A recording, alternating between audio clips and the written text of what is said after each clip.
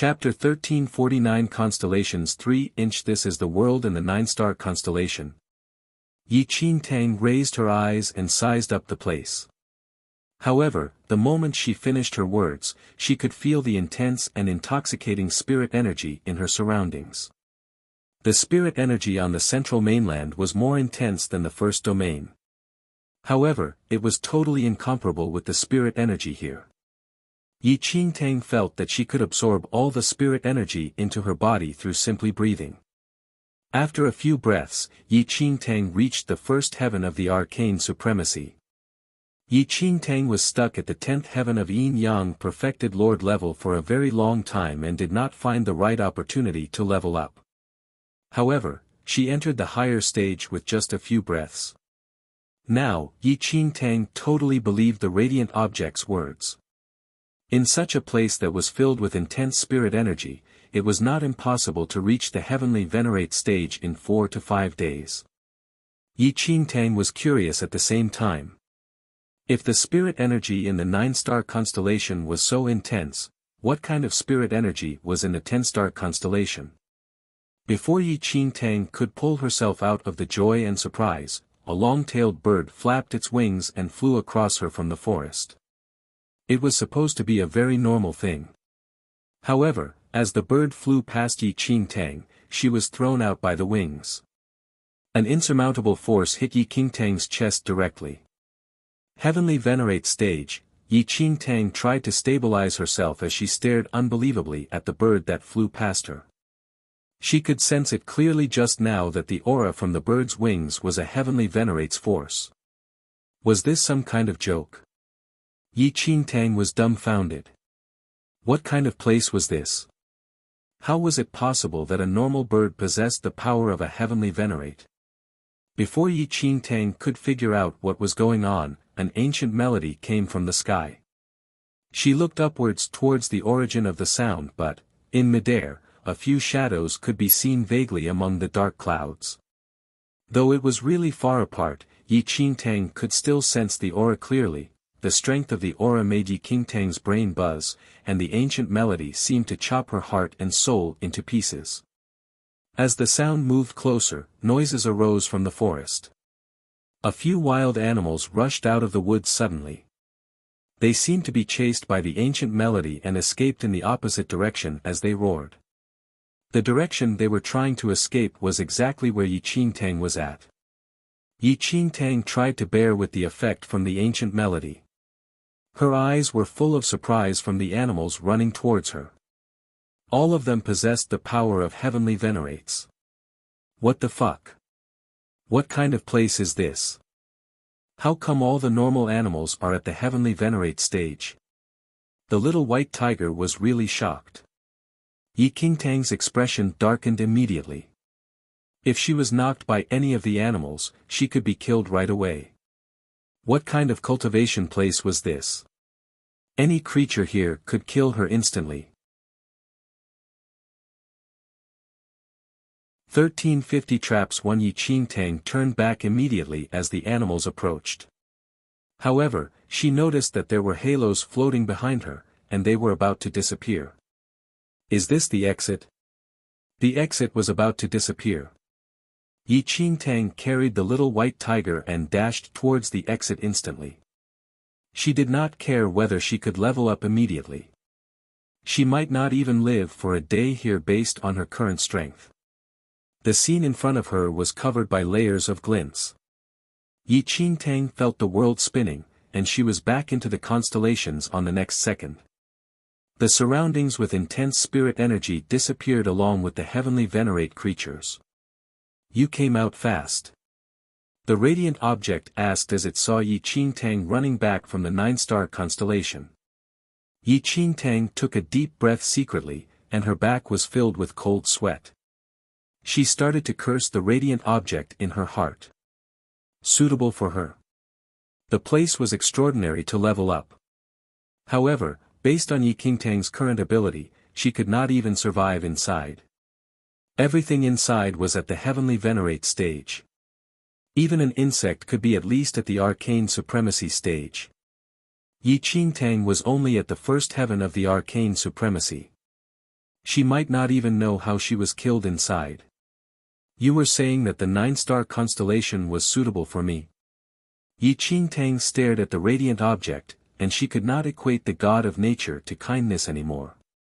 This was just the 9-star constellation. If she entered the 10-star one just now, Yi Qingtang guessed that she could never return then. Isn't it suitable for you? See, you already have a breakthrough after a few breaths. I did not lie to you. The radiant object did not sense anything wrong. Yi Qingtang twitched her lips slightly. Yes, she thought. She leveled up in a few breaths of time. If she stayed for a few more seconds, she could be crushed by the heavenly venerate creatures. Yeah, it's suitable. It was full of heavenly venerate creatures. Even a bird could kill me just by flapping its wings, Yi Qingtang said. Oh. The radiant object was silent for a while. I assume that the world inside the 9-star constellation has changed and is different from what I know. Though these constellations have a fixed star level, the illusory worlds inside are not fixed. They can transform into another world anytime. I did not expect that you would enter that world. The radiant object's voice sounded very sincere. It seemed like it totally did not notice that it almost killed Yi Qingtang. How would she believe it again? Yi Qingtang did not doubt the god of nature's consciousness. However, she was misled into such a trap, and she would not believe it anymore. She did not know whether the worlds inside these constellations would change. She definitely did not believe that the god of nature could not sense the world inside the constellation. The whole mystic realm is formed by its soul. How could it now know about that? What the hell? Yi Qingtang was very glad that she did not enter the 10-star constellation out of greed. If not. Ha! Yi Qingtang realized that the consciousness of the god of nature was quite evil. It told her that she could enter and leave the world inside the constellation freely. However, as she came back, the door was about to disappear. 1351 Traps 2. She was too naive as she did not expect such traps from the god of the nature. Since you're not very comfortable with that, I suggest you can enter the 8-star constellation for cultivation. It is easier than the 9-star one. The radiant object offered a nice suggestion. Yi Qingtang did not buy it anymore. She ignored the central constellations and looked towards the 1-star constellation at the end. She could level up exponentially inside high-star level worlds, but they were of high danger. She might get herself killed just due to her greed. She should just follow the order and cultivate step by step. I want to go to the 1-star constellation, Yi Qingtang said. She should be humbler before she understood everything here. She did not want to die here before she could even level up. The radiant object did not seem to be pleased by Yi Qingtang's choice. It remained silent for a long while before it sighed. It is really a waste for you to enter the 1-star constellation based on your potential. How about, I want to enter the 1-star constellation. Yi Qingtang now understood the god of nature's way of thinking. She would choose the one that it was not happy about. The radiant object did not seem to meet anyone so stubborn before. Alright, I will not say anything since it's your own choice. But let me tell you something, the world inside the 1-star constellation is not that great, it said after a long silence.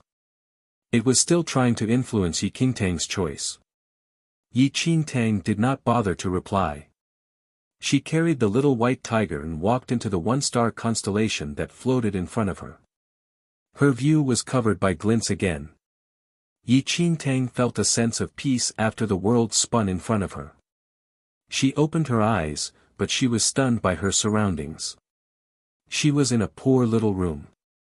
There was only a bed and a lame wooden table. The floor was filled with dirt. She raised her eyes and noticed that the door was locked. It seemed that there were a few young men chattering outside softly. This is, the world of the 1-star constellation. Yi Qingtang had a strange feeling. But she realized that the spirit energy here was more intense than the central mainland. It was incomparable with the one inside the nine-star constellation, but it was still very intense. What kind of place is this? It's covered by a rotten smell. The little white tiger lied on Yi Qingtang's arm and stared at the mess on the floor. There was a lot of food left on the floor, and all of it was rotten and gave out a pungent smell. Yi Qingtang looked around for the exit of the constellation. The exit was at the corner of the room and dispersing slowly. She should have some time left before it totally disappeared. As Yi Qingtang checked her surroundings, she could hear the discussion from the young men outside. If the eldest young lady still doesn't behave herself, I think master is tired of her. I heard that the master has ordered someone to clean the outer house. He will ask the eldest young lady to move in soon. It's good for her to move over. She's crazy every day, and we still have to send her food here. The room stinks. I don't want to be near here at all. Chapter 1352 Traps 3 Yi Qingtang was confused as she heard the discussions from the people outside. She walked towards the door and peeped through it to take a look outside. She tried to figure out what those servant-looking people were talking about. Yi Qingtang was more careful this time. She observed the aura on these few people secretly, trying to know their strength. However, she was stunned as those servants had no spirit energy at all. That shouldn't be the case. The spirit energy here is more intense than the central mainland. Unless they are born with no talent for cultivation, they should have some cultivation. Yi Qingtang frowned slightly. A radiant ball appeared behind her as she was confused with the situation. Yi Qingtang's eyes were filled with surprise as she stared at the radiant ball. What was going on? How come the soul of the god of nature also followed her here? I said, this world is boring. The radiant object murmured unpleasantly. As it finished its words, the radiant object started to twist in front of Yi Qingtang. It transformed into a 3 or 4-year-old child after a few seconds and landed on the floor. The child's entire body was surrounded by halos. Though he appeared to be very innocent, his hair was totally white. This is really too filthy. I really don't even want to come to the world of the one-star constellation. The little child scanned through everything in disgust. His expression darkened as he saw the rotten food he was stepping on. He immediately floated into midair. God of nature. Yi Qingtang stared at the corny child and asked carefully. The god of nature then raised his head and took a quick glance at Yi Qingtang. The disgust on his face was immediately replaced by profoundness. Lucky explorer, do not need to be surprised by what you see here. I am the god of nature, and I can turn into anything I want. What a surprise! Yi Qingtang stared at the profound child and could not help but want to give him a kick. Why are you here? Asked Yi Qingtang. Of course, I'm here to give you your mission, the god of nature said as if it was a matter of fact. Yi Qingtang was confused. Oh, I forgot to tell you earlier on. After you enter the world of any constellation, you need to finish the mission I give to you before you can leave the world. Of course, after you complete the mission, I will give you nebula points based on the difficulty of the mission. You can use the points to exchange for equivalent rewards in my star pavilion, the god of nature said. Yi Qingtang was stunned by the amount of information. Wait, Yi Qingtang stopped the god of nature's rattling. You said that I need to complete your mission in order to leave this world. Yi Qingtang stared at the god of nature and doubted what she just heard. Yes. The god of nature nodded. But that's not what you said earlier. You said that I can enter and leave any world of the constellation freely. Yi Qingtang opened her eyes wide. Yes, I said that before. The god of nature did not find anything wrong. He lifted his hand and pointed towards the entrance of the constellation that had almost faded completely. Before the entrance disappears, you can enter and leave freely. After the god of nature finished his words, the illusory entrance of the constellation totally disappeared. Chapter 1353 Su Qiao 1, Yi Qingtang fell into the god of nature's trap again. Can an ancient god fool people around? Don't they have their morals? It was totally impossible to guard against their traps. Just accept it. Since it's your first time here, I can show you something from the Star Pavilion. The god of nature waved his little hands, and a cluster of stars appeared in front of his eyes. There were numerous spots in the stretch of stars. He touched one of the spots, and then it moved forward. A white jade fan was surrounded by the halo from the star. This is the illusory moon feather fan, a heaven-grade divine weapon. The god of nature touched the feather fan. He waved his hand again to send the fan away and then touched another star. The star enclosed a top-grade elixir. Soul Formation Elixir. It can be used to cultivate immortal and Buddha bloodlines. Yi Qingtang stared at the two treasures in shock. Heaven-grade divine weapon. Soul Formation Elixir. She had never seen these things before. There are more.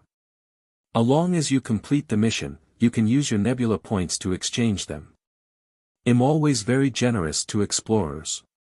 The god of nature smiled and said. Yi Qingtang looked at the star pavilion that was dispersed by the god of nature with perplexed feelings. The god of nature was an ancient god, and he definitely possessed many treasures. Nothing from those normal mystic realms could compare with these. Though it still felt like a trap. Those things really piqued Yi Qingtang's great interest. Furthermore, she had entered the world, and there was no way that she could leave before completing the mission. The spirit energy here was not bad. Cultivating here for 1 day could be equal to 3 days in the central mainland. Alright. What's the mission? Yi Qingtang said with mixed feelings. She did not trust the god of nature completely. The god of nature smiled, and a light flashed out from his finger into Yi Qingtang's temple. As the light diffused in, strange memories started to appear in Yi Qingtang's brain. Those memories belonged to the owner of this room. The owner was called Su Qiao. Her father was a general, and her mother passed away after giving birth to her. Her father married another woman and had other children. Su Qiao was not born by the current general's wife, and she was always neglected here. She was intimidated and had no talent, so even her father did not adore her. The only hope that Su Qiao had was the arranged marriage to the prime minister's son. They planned to get married when Su Qiao turned 16. However, on the wedding day, Su Qiao's fiancé annulled the engagement and chose her sister Su Moer as his wife in front of everyone. Su Qiao was too upset and went crazy. She was then locked inside the room and got crazier. Besides Su Qiao's identity, Yi Qingtang acquired some other information about the world here. Though the spirit energy here was very intense, people here had no spirit root and did not know how to cultivate spirit energy. What they called martial art was just some basic skills to Yi Qingtang. This is really a huge waste. She could not believe that they left such intense spirit energy untouched here.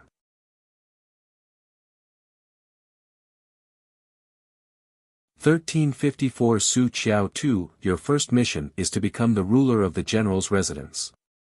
Everyone should pay respect to you. The god of nature released the first mission after Yi Qingtang absorbed all the information. Yi Qingtang felt speechless as she stared at the god of nature. Was he joking? So. I'm Su Qiao now? Yi Qingtang's lips twitched slightly. The god of nature nodded. After you enter a world in the constellation, you might replace a person here or become an outsider. Everything is decided by nature. Yi Qingtang looked at the god of nature and did not say anything. What nature? Everything was based on his opinion. Based on her understanding of the world, this should be a kind place with intense spirit energy for her cultivation. The god of nature must find it too easy for her here and therefore created some trouble for her. Yi Qingtang felt more relieved as she would get nebula points after completing the mission, and the points could be exchanged for treasures. As long as everyone here pays respect to me and I'll be the in-charge here. Yi Qingtang raised a brow and took a glimpse at the god of nature. The god of nature nodded. A smile appeared by Yi Qingtang's lips. She carried the little white tiger and walked towards the door. She raised her leg and kicked the door. The locked door was kicked open with a loud bang. The few servants who were chatting outside were knocked down by the force as well. Su Qiao. The servants were shocked as they looked at Yi Qingtang, who walked out of the door. In their eyes, Yi Qingtang was Su Qiao now. How dare you call my name? Yi Qingtang smiled. She raised her hand suddenly and slapped the servant who spoke with an invisible force. The servant did not realize what had happened and was slapped by someone on the face. His entire body was thrown out by the force. The rest of the servants were shocked by what they just witnessed. They did not see anyone or anything near the guy, and he just flew out by himself. She's crazy. The eldest young lady is crazy again. Master. They stared at Yi Qingtang, whose eyes appeared to be different today, and their bodies were full of cold sweat.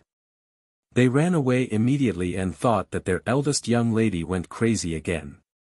Yi Qingtang did not stop them and let those servants run away in panic. She glanced at the servant who fainted on the ground and did not feel any guilt. All of them were loyal to the general's wife.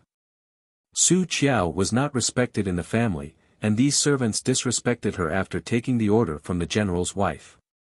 Though Yi Qingtang was only here to complete her mission, she wanted to help the owner fight back. The god of nature drifted behind Yi Qingtang. He felt slightly interested as he witnessed how simple and violent Yi Qingtang's actions were. Let's go. We shall see what's fun in this world. Yi Qingtang carried the little white tiger again and walked towards the yard of the general's residence. General Qiao was in the front hall. A gorgeous and elegant lady sat beside him as he frowned. Dear husband. Su Qiao is getting crazier now. She threw away all the food we sent to her. Others will treat the entire general's residence as a joke if we continue to allow such behaviors from her. The lady frowned slightly and said. Her voice was mixed with hatred.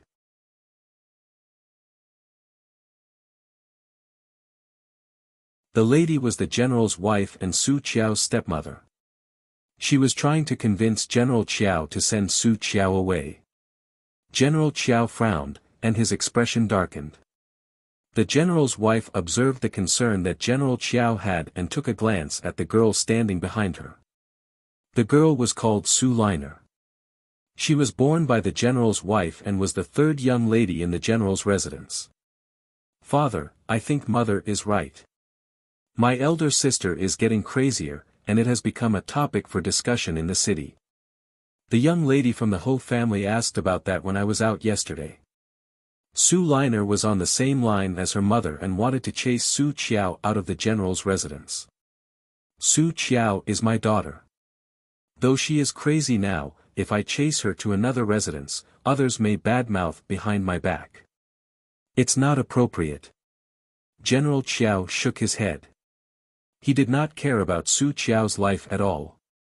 He only bothered whether others would say something about him if he chased his daughter out, as it might affect his future. We are just sending Su Qiao to another place for her to recover, not chasing her out. It's suitable for her there as it's quiet. I know you care for Su Qiao, but think about Liner and Moer. Moer just entered the Prime Minister's residence, and Liner is at the age for marriage soon. Su Qiao's craziness might affect Moer and Liner's future if we continue to keep her here. They are your daughters as well. You need to consider their reputation. The general's wife expressed her concerns. She was not guilty at all, as if she did not know what resulted in Su Qiao's craziness. Her daughter Su Moer took away Su Qiao's fiancé and humiliated Su Qiao in front of everyone. This. General Qiao frowned. He raised his head and saw Su Liner's wronged expression and made his mind. Tomorrow, ask someone to take Su Qiao to the other residence then. Both the general's wife and Su Liner were delighted. Su Qiao was crazy now. If she were sent to the remote residence, no one would know anything even if she died there. I shall prepare for that, the general's wife said slowly. General Qiao nodded. The moment the general's wife stood up, a few servants looked flustered and rushed in. Master. Lady, the eldest young lady is crazy again. You should go and take a look. She's crazy again. General Qiao's expression darkened. He felt slightly guilty deciding to send Su Qiao away, but now, it could no longer be avoided. His reputation would be ruined if she continued to be crazy. Master, Su Qiao cannot be here anymore. I think she should be sent away as soon as possible. How about today? The general's wife said. Prepare the carriage to send our eldest young lady to the other residence now. General Qiao did not bother to say anything else. However, a figure walked in slowly from the entrance of the front hall. General Qiao and the rest looked towards the figure and realized that she was the crazy Su Qiao, and she walked into the front hall. Who allowed you to come here? If others see you, my reputation will be ruined. Get back right now. General Qiao frowned and commended. He did not want anyone to see his crazy daughter. Someone restrain Su Qiao right now. She may hurt others when she gets crazy. The general's wife gave orders to the servants as she looked at Yi Qingtang in disgust. A few strong servants immediately walked out and wanted to restrain Yi Qingtang with rope. However, before they could get near her, an invisible wave of air came out from Yi Qingtang's feet. Everyone was thrown out by the wave of air and landed heavily on the ground. Please go to read the latest chapters for free.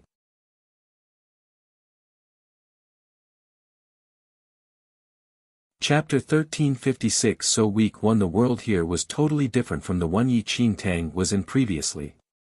Though it was full of spirit energy, people here did not know how to make use of it besides knowing how to perform some basic fighting moves. Yi Qingtang changed her identity, but her capability and strength remained the same. She was not sure how much difference there was between her and the people in this world. It was lucky that she could test it out in the general's residence today. However, Yi Qingtang really felt that they were as weak as the ants when she stared at the servants lying on the ground. The cultivators in this world are all so weak. They could not even compare with the most inferior Khanate level 5 people in her world. Everyone else in the hall froze as they saw the servants falling onto the ground. They could not understand how these people fell onto the ground as no one seemed to have done anything. Of course, they would not know that it was the result of Yi Qingtang's power. Get up, pieces of craps. General Qiao shouted impatiently. He was always obsessed with martial arts and was very experienced in that. The reason why he disliked Su Qiao was that she had no talent to learn martial arts at all. His abilities must be one of the best in the world, if not, he could not be the general here. However, he could not figure out how these people fell and just thought they were trying to be lazy. All lazy bastards. Can't you even restrain a mad girl? The general's wife did not expect that the useless Su Qiao did this, and she shouted in rage.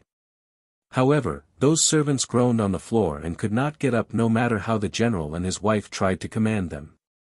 General Qiao frowned when he saw the servants rolling on the ground. His eyes were filled with impatience. He walked forward directly and was going to restrain his crazy daughter in order to send her to another residence. Yi Qingtang was slightly curious when General Qiao walked towards her. Based on the clues she knew about this world, General Qiao should be one of the most powerful people in this world. There should be no one who was more powerful than him here. Yi Qingtang was waiting to see how much difference there was between her ability and the general's. General Qiao lifted his hand and was about to grab Yi Qingtang's shoulder. Based on his ability, it should be as easy as lifting up a chicken to grab Su Qiao. The moment General Qiao stretched his hand out, Yi Qingtang did not move but released one trace of her force within her body. Boom! A loud sound was heard in the hall. General Qiao, whose face was filled with unpleasantness, was thrown out by the force. His giant body landed heavily on the ground. Yi Qingtang stared at General Qiao with perplexed feelings. He was thrown out by that little amount of force from her. Powerful figure of the world. The most powerful general. How could he be so weak? As Yi Qingtang was amazed at how weak the most powerful person in this world, it was chaos in the hall. Master! Master! What happened to you? The general's wife witnessed how General Qiao flew out and rushed forward nervously, trying to get him up. General Qiao felt that he was just trodden by numerous horses. The pain was unbearable, and his head buzzed.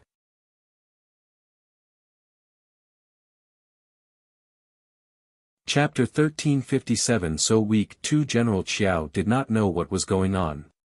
A huge force had suddenly sent him flying. The impact of the force was greater than anything he had encountered before. Su Liner and the general's wife immediately turned their attention to General Qiao and did not notice anything strange about Yi Qingtang. What's going on? A handsome man suddenly entered from another room. When he saw the chaos in the main hall, he could not help but show his curiosity. Then, his gaze fell on Yi Qingtang, who was standing nearby, and he immediately looked disdainful. When the general's wife saw the youth, she immediately said, "Kair, you're here just in time. Su Qiao has gone crazy again." The youth's name was Dongfang Kai, and he was the nephew of the general's wife. Because the Dongfang family lived near the general's residence, they often dropped by. Dongfang Kai frowned slightly, and his expression grew more contemptuous as he looked at Yi Qingtang. Ever since the general's wife had married and moved to the general's residence, the relationship between the Dongfang family and General Qiao had grown even more intimate. General Qiao was a military officer. Although his surname was Su, he was conferred the title of General Qiao, so his eldest daughter was named Su Qiao to thank His Majesty for his kindness. The Dongfang family, on the other hand, specialized in magic. They often refined health-giving elixirs for the emperor, and the emperor thought highly of them. Dongfang Kai disliked this cousin, who was not a blood relative. Now, when he heard what the general's wife said, he did not waste words but walked over to Yi Qingtang. He wanted to reach out and grab this helpless and crazy cousin to drag her away. But the moment Dongfang Kai reached out his hand, Yi Qingtang raised her foot and kicked him such that he fell to the ground. Dongfang Kai was fairly skilled. When the general's wife had married and moved into the general's residence, he had also trained with General Qiao from a young age and was skilled in martial arts. Among his peers, his skills were considered exceptional. However, Su Qiao was a good-for-nothing who could not even practice martial arts. Naturally, Dongfang Kai was not on his guard. This kick broke several of Dongfang Kai's ribs. He fell heavily to the ground with a grunt, blood seeping from his mouth. Yi Qingtang was speechless when she saw Dongfang Kai lying on the ground, vomiting blood. She had not even used much force, but he was vomiting blood. Surely it was obvious that he was asking for it. Kair. The general's wife was startled.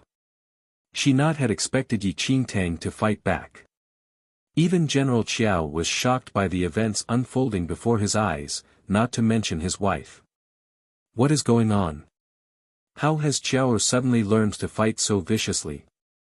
General Qiao had been obsessed with martial arts all his life and had some experience.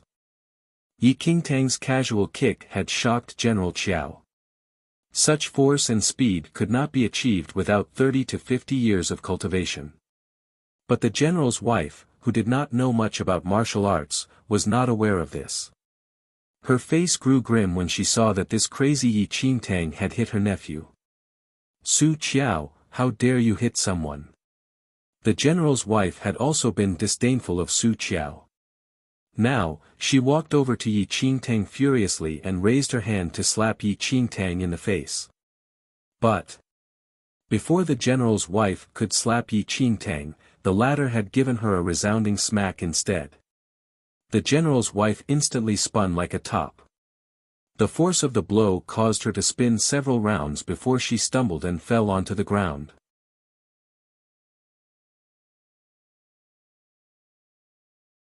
Chapter 1358. So week 3. An imprint of 5 fingers flamed on her cheeks, looking startlingly red. Her lips had cracked from the blow. You, the general's wife stared incredulously at Yi Qingtang, who had dared to hit her. Dongfang Kai, who was nearby, saw that something was amiss. He ignored the pain from his injuries and hurriedly fled the general's residence. How dare you hit me? Who do you think you are? I'm your mother. The general's wife had never been so offended, and her expression was extremely ugly. You're not fit. Yi Qingtang swept a cold glance at the general's wife. She knew from Su Qiao's memories that the general's wife had never treated Su Qiao as her own daughter but continually abused her. Even the servants had better treatment. Su Qiao's abilities were mediocre, but not so poor that she could not learn a few punches and kicks by training with General Qiao. However, when Su Qiao was young, the general's wife had seized the opportunity to spike her food with a slow-acting poison. Hence, Su Qiao's body was not able to withstand any kind of martial arts training. In the incident in which Su Moer had snatched Su Qiao's fiancée, it was also the general's wife who had come between the original couple. Now, they had driven Su Qiao crazy, but the general's wife still would not let her off. Instead, she wanted to send Su Qiao to another residence and kill her. Yi Qingtang had no qualms about beating people like that. Furthermore, she had not used any force at all. She had just casually waved her hand. How was she to know that the general's wife was so fragile she would be sent spinning? You, Master, look at this fine daughter of yours. She treats me like that. The general's wife held her face, looking aggrieved. But because of the slap, she did not dare to advance again, only complaining to General Qiao. She was perplexed. Hadn't she destroyed Su Qiao's body long ago? How was it that the force of this slap had caused her skull to vibrate with pain? General Qiao had not yet recovered his wits. His attention was fixed on Yi Qingtang's kick. Even General Qiao could not attain the force and speed of this kick. What's going on? When the general's wife saw that the general was stunned, she was deeply unhappy. But before she could speak again, a dozen figures appeared at the doorway to the general's residence. One of them was Dongfang Kai, who had sneaked away just now. He was accompanied by many of the elites from the Dongfang family. Even the master of the Dongfang family, the brother of the general's wife, Dongfang Qing, had hurried over. The Dongfang house was not far from the general's residence. Although Dongfang Kai was injured, he had managed to hurry back quickly. The general's wife had long wanted to get rid of Su Qiao, whom she viewed as a nuisance. Now that Su Qiao dared to hit someone, Dongfang Kai naturally would not pass up this chance. He had gone home to summon the others and was prepared to pressurize General Qiao into getting rid of his crazy daughter. Brother Dongfang. General Qiao had not expected the Dongfang family to arrive. But he was in no position to be bothered about anything else, so he spoke civilly. Dongfang Qing nodded slightly. His rather sinister eyes swept over Yi Qingtang, who was standing in the middle of the main hall. Then, he looked at General Qiao and said, "General, or perhaps I should address you as brother-in-law. My younger sister has been married to you for many years and has treated everyone in your residence well. She has doted on your daughter, Su Qiao. Now, Su Qiao is not only crazy, but she has dared to hit her mother, who is her elder. You must give me an explanation today."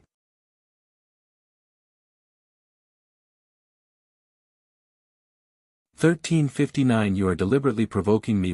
General Qiao froze for a moment, but before he could reply, his wife threw herself at Dongfang Qing as if she suffered some terrible grievance. "Elder brother, if I had listened to you and gotten rid of that crazy girl earlier, this would not have happened. See? She actually dared to treat me like this. there is no place for Liner and me in the general's residence." The general's wife pushed the fiery red finger imprints on her face in front of Dong Fangqing, as if afraid he could not see them. Dong Fangqing's expression grew grim as he looked coldly at General Qiao. "If Brother Su cannot bear to take a lunatic like this in hand, then I better take over." General Qiao's expression stiffened. Although Dong Fangqing did not have an official position in court, his skills in refining elixirs were greatly valued by the emperor. Even General Qiao had to be civil to him. However, General Qiao looked at Yi Qingtang again, and his expression became conflicted. However, before General Qiao could speak, Dong Fangqing rushed at Yi Qingtang with the group from the Dongfang family that had come with him. In his eyes, Su Qiao was only a helpless girl and a lunatic. They could capture her easily. And since Su Qiao would certainly struggle in the process, if they pretended to accidentally kill her while capturing her, it would be too late for General Qiao to protect her even if he wished to do so. "Wait a minute," General Qiao suddenly spoke. He seemed about to stop them, but his wife collapsed in his arms, pretending to be frail. She clung to him such that he was unable to free himself. Yi Qingtang looked expressionlessly at the group from the Dongfang family who had surrounded her. Her gaze suddenly passed over the god of nature, who was following behind her. At that moment, the god of nature looked delighted. However, Yi Qingtang realized that others could not see the god of nature. "As long as everyone in the general's residence submits to me, my mission is complete," Yi Qingtang suddenly spoke to the god of nature. That's right, the god of nature was prepared to watch a good show. Yi Qingtang's lips suddenly curved in amusement as she looked at the group from the Dongfang family with their evil intentions.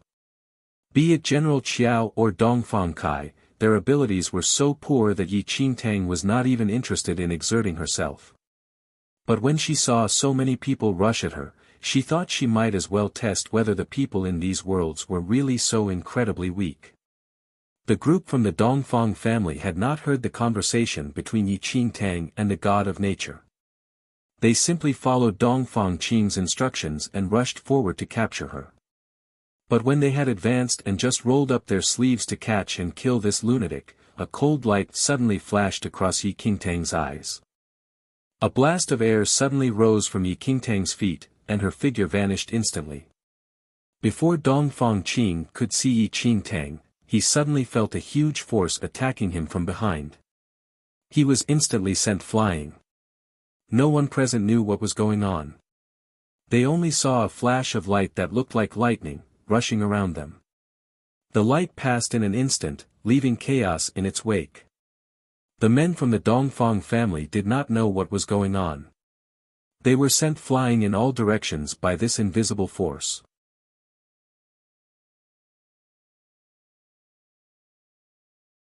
Chapter 1360. You are deliberately provoking me too for a moment. Pandemonium reigned in the courtyard of the general's residence. General Qiao, who had been about to stop them, stood rooted to the spot in disbelief. His expression was one of incredulity. What's going on? The general's wife, who was all prepared to watch a good show, was also shocked. She looked on as her elder brother and the others from her family flew here and there in the courtyard as if possessed. They looked as if they had seen a ghost. General Qiao was one of the most skilled people in the entire kingdom.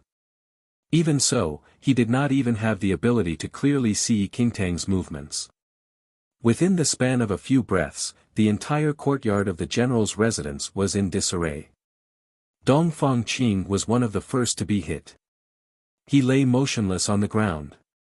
He had stopped breathing.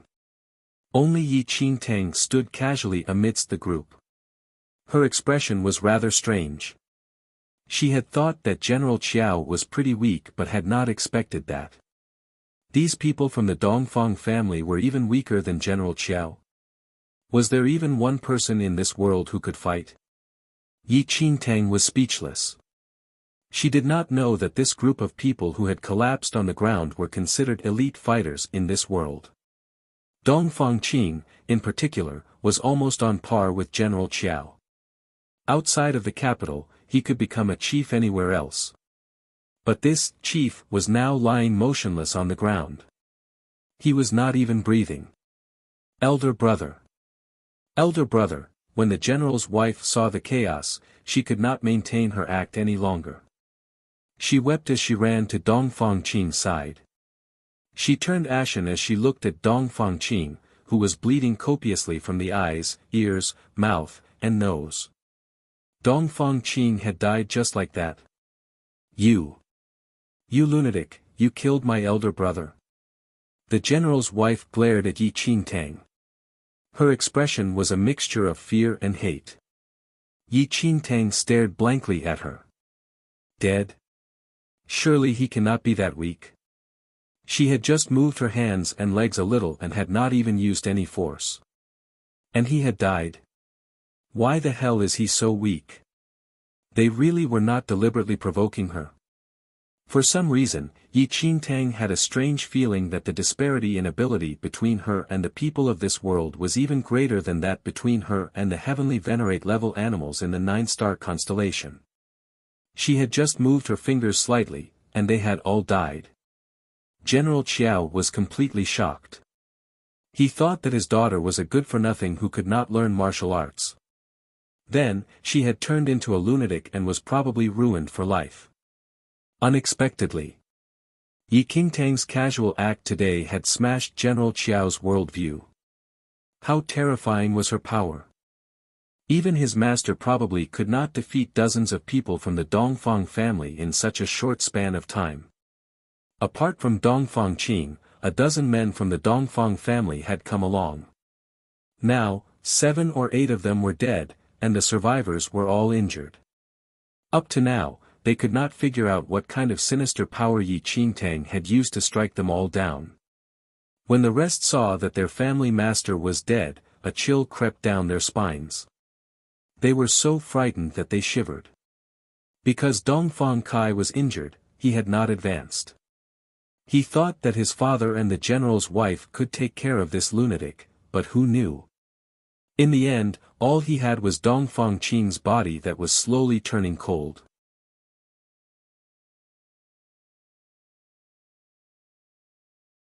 Su Qiao.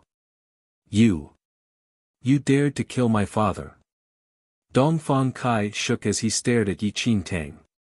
Even if one beat him to death, he would never have believed that Yi Qingtang could kill his father so easily. One should know that, in Dongfang Kai's heart, his father was one of the best in the entire kingdom in terms of skill. In the capital, no one could defeat his father besides General Qiao and a few of his Majesty's guards. He was too weak, Yi Qingtang said casually, but truthfully. She had not intended to kill anyone. However, these people's abilities were so poor that she could not bear looking at them. How was she to know that she could kill someone just by raising her hand? Yi Qingtang had recently attained the arcane supremacy first heaven. In the vast expanse of the central mainland, her abilities were simply the foundation of any other cultivator's abilities. But in this world where there was no such thing as cultivation, it was an entirely different story. It was like a person in armor standing in an ant's nest. He could cause widespread destruction by just moving his hands. Although Yi Qingtang was speaking the truth, the words sounded incredibly shameful and mocking to Dongfang Kai. Although Dongfang Kai's heart was filled with hatred, he was not stupid. He did not dare to contest Yi Qingtang. He could only slink away. Yi Qingtang did not intend to stop him. She was still familiarizing herself with everything in this world, including martial skills that were so weak they were almost negligible. Also, she wanted to complete the mission that the God of Nature had given her as soon as possible and obtain nebula points. Although the people here were indescribably weak, the area was rich in spirit energy. Yi Qingtang only needed to complete her mission, and then she could cultivate here while also obtaining nebula points to exchange for a treasure in the Star Pavilion. One must know that of the 2 items she had seen, her abilities would be greatly enhanced by either one. The general's wife was in shock. She embraced Dong Fangqing's body and wept. Su Liner was terrified. She looked dazed when she saw the ground full of blood. General Qiao's expression was very complicated. When he looked at Yi Qingtang, he looked both surprised and delighted. He had thought that his daughter was completely ruined, but who knew, she actually possessed such terrifying power. How could a martial arts enthusiast like him not be excited? Qiao, you go back. I will take care of everything here. General Qiao stepped forward. His expression was strange, but he continued to maintain his protective attitude towards Yi Qingtang. His Majesty greatly values Dongfang Qing. Now that you have killed him, the Dongfang family won't let you off so easily. Although General Qiao was delighted in the sudden growth of his daughter's abilities, he was also worried about Dongfang Qing's death. In recent years, the emperor had become more and more persistent in his quest to achieve immortality. Dongfang Qing specialized in refining elixirs, and the emperor had appointed him to refine elixirs for immortality. Now, Dongfang Qing was dead just like that. This matter would not be resolved so easily. Yi Qingtang had not intended to kill anyone. She had only wanted to seize the opportunity to complete her mission. But she did not panic. Instead, she used the time to return to her room to try cultivating in this world. The abundant spirit energy greatly sped up her cultivation. Yi Qingtang had previously obtained black heaven water from the hell of Avicenaraka but had not found a suitable opportunity to use it. Now, she took it out. Spirit roots were not of much use to someone in the arcane supremacy realm. Yi Qingtang gulped down the water and clearly felt the spirit root in her body grow warm. As the warmth spread, the speed at which she could absorb spirit energy also doubled. Please go to read the latest chapters for free.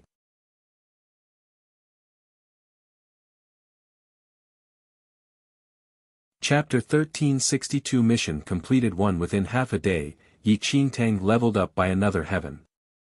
Now, she was at the second heaven of the arcane supremacy. Though the speed of cultivation here was no way near that in the 9-star constellation, at least it was safe here.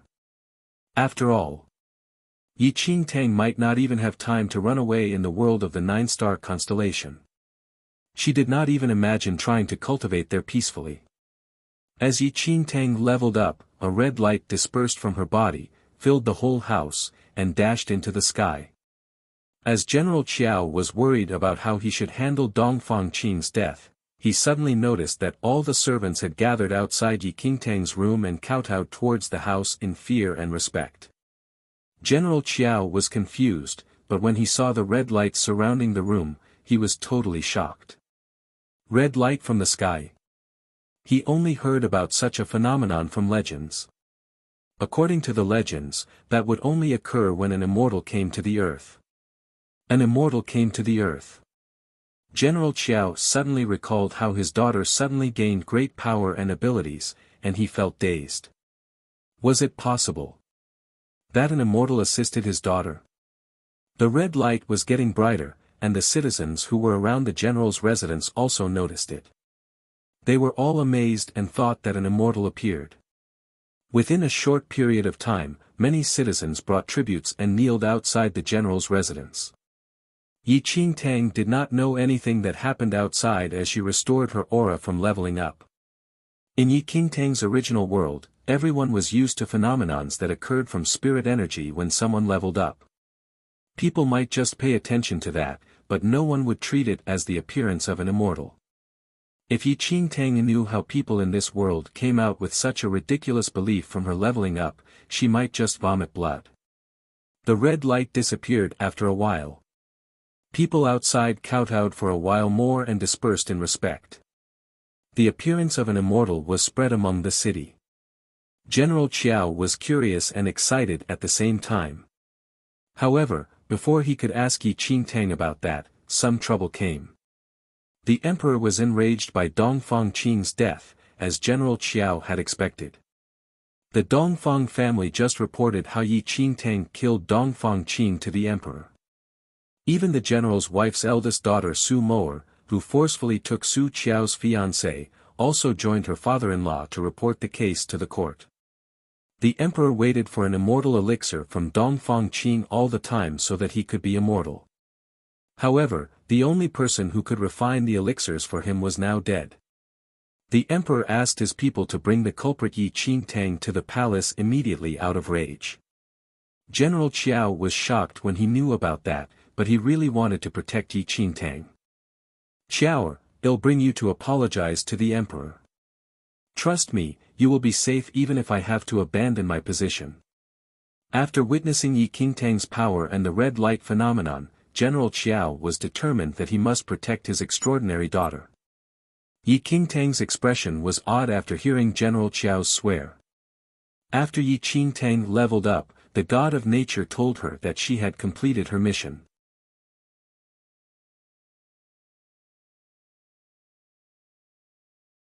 Chapter 1363 Mission completed. Yi Qingtang was quite delighted that she could use the nebula points to exchange for treasures. However, the god of nature gave her an unexpected number. 1 point.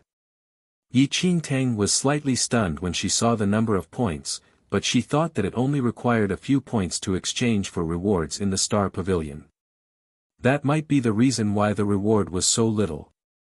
However, when she saw the price of 100,000 under the soul formation elixir, Yi Qingtang really wanted to kill the god of nature if she could fight him. The god of nature even shamelessly announced the second mission. The second mission was to acquire respect from everyone in this country. Yi Qingtang wanted to kill herself when she heard the mission. How come the missions came one after another? Yi Qingtang used her power to suppress everyone in order to take over the control in the general's residence. However, to let everyone in the country pay respect to her. The god of nature must be fooling her around. Qiao, don't worry. I will be here with you the whole time. General Qiao thought that Yi Qingtang was scared as he did not get any response from her. Yi Qingtang cleared her mind and thought about General Qiao's words. Before he started another round of persuasion, Yi Qingtang nodded. Since she had to stay in this world for a while, she wanted to figure out how powerful the people here were. The powerful figures beside the emperor should be better than General Qiao at least. Yi Qingtang wanted to give it a try. Furthermore, the second mission given by the god of nature was also related to the country. If the world here did not contain enough spirit energy for Yi Qingtang to cultivate, she would definitely say farewell to him based on the pathetic number of points. General Qiao did not know what Yi Qingtang was thinking about. He led Yi Qingtang to apologize to the emperor. Yi Qingtang left the little white tiger inside the room and did not bother with the god of nature, who followed her behind. No one could see him anyway. The country where Yi Qingtang was located at in this world was called the Yuan Kingdom. It was supposedly the most powerful kingdom. There was a legend in the Yuan Kingdom saying that the first emperor of the kingdom had witnessed an immortal beside an abyss. He then built the kingdom and believed strongly that he must receive luck from the immortal in order for him to rule the country. Everyone in the country worshipped immortals based on that legend. Every emperor also longed for immortal elixirs in order to live beyond 100 years old and become immortal. There was another legend saying that one of the emperors ate a half-completed elixir and lived 111 years. He was the most long-lived man in the world. The current emperor felt an urgent need to get the immortal elixir based on his ancestors' experience. When General Qiao brought Yi Qingtang to the royal palace, Yi Qingtang saw the obese emperor, who was in luxurious clothes, sitting in a tiny throne in rage. A few higher-ups, as well as Su Moer and her husband, were waiting in the palace for quite a while. They were very hostile when they saw Yi Qingtang walking into the palace. "Your Majesty, I have brought my disloyal daughter Su Qiao here." General Qiao took a step forward and paid respects to the emperor. Yi Qingtang stood straight in the palace and did not intend to pay respect to the obese emperor at all. The emperor's face was filled with a murderous expression, and he did not care about General Qiao's bow at all.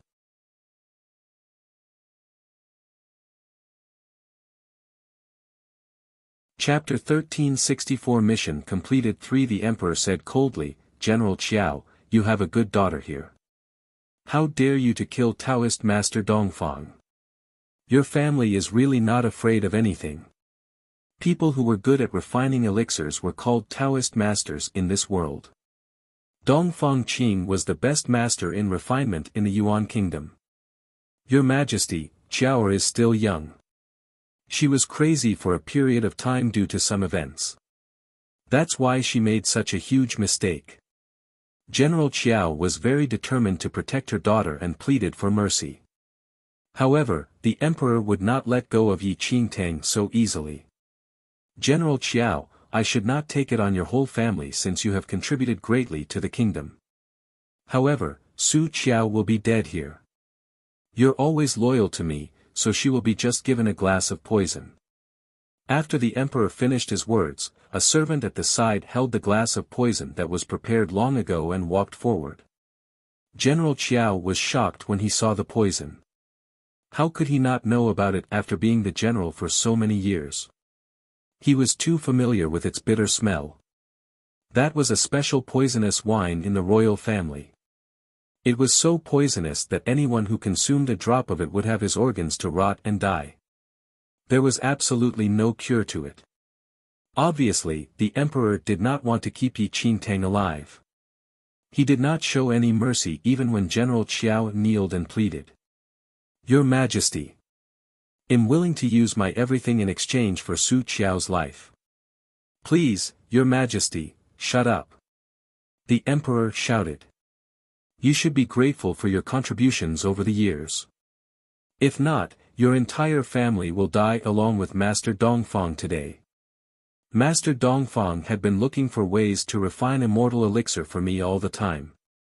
Su Qiao did not only kill him, but she also killed my opportunity of being immortal. The emperor gritted his teeth and said. He really wanted to kill the entire general's family, but he had to acknowledge the contributions from General Qiao, and the Prime Minister's family also pleaded for him. General Qiao's body was filled with cold sweat. He knew that the emperor must be very angry, but he did not expect that he would be so furious.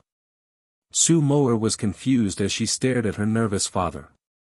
Why, all of a sudden, would her father protect Su Qiao when he did not care about him all the time? However, Su Moer received an order from the general's wife that Su Qiao must be dead here. This would be revenge for Dongfang Qing. Su Moer took a step forward, held the glass, and walked towards Yi Qingtang. Elder sister, the mistake you made is unforgivable. You must take this in order to save the entire Su family. Yi Qingtang was not familiar with Su Moer, but she knew that this was Su Qiao's sister who took her fiancé away. She did not bother to reply to her, instead, she took a glimpse at the poisonous wine. She could smell its bitterness before even tasting it. Though she did not know what it was called, based on her medical knowledge, the poisonous wine might be equivalent to those inferior narcotic drugs. What kind of poison was this? It contained color and smell. Xiao, you can't. General Qiao was very nervous. He was about to stop Yi Qingtang, but she took over the glass of poisonous wine and drank everything. People's reaction in the palace was all different when they saw Yi Qingtang drink the incurable poisonous wine. Everyone from the Dongfang family was content as they had taken their revenge. Su Moer smiled coldly.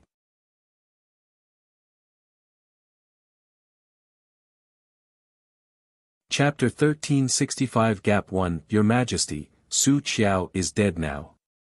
Please forgive my family. Su Moer was very sure that Yi Qingtang must be dead. She kneeled down towards the emperor and pleaded for mercy for the general using her identity as the prime minister's daughter-in-law. The emperor frowned, but before he could say anything. Is there more?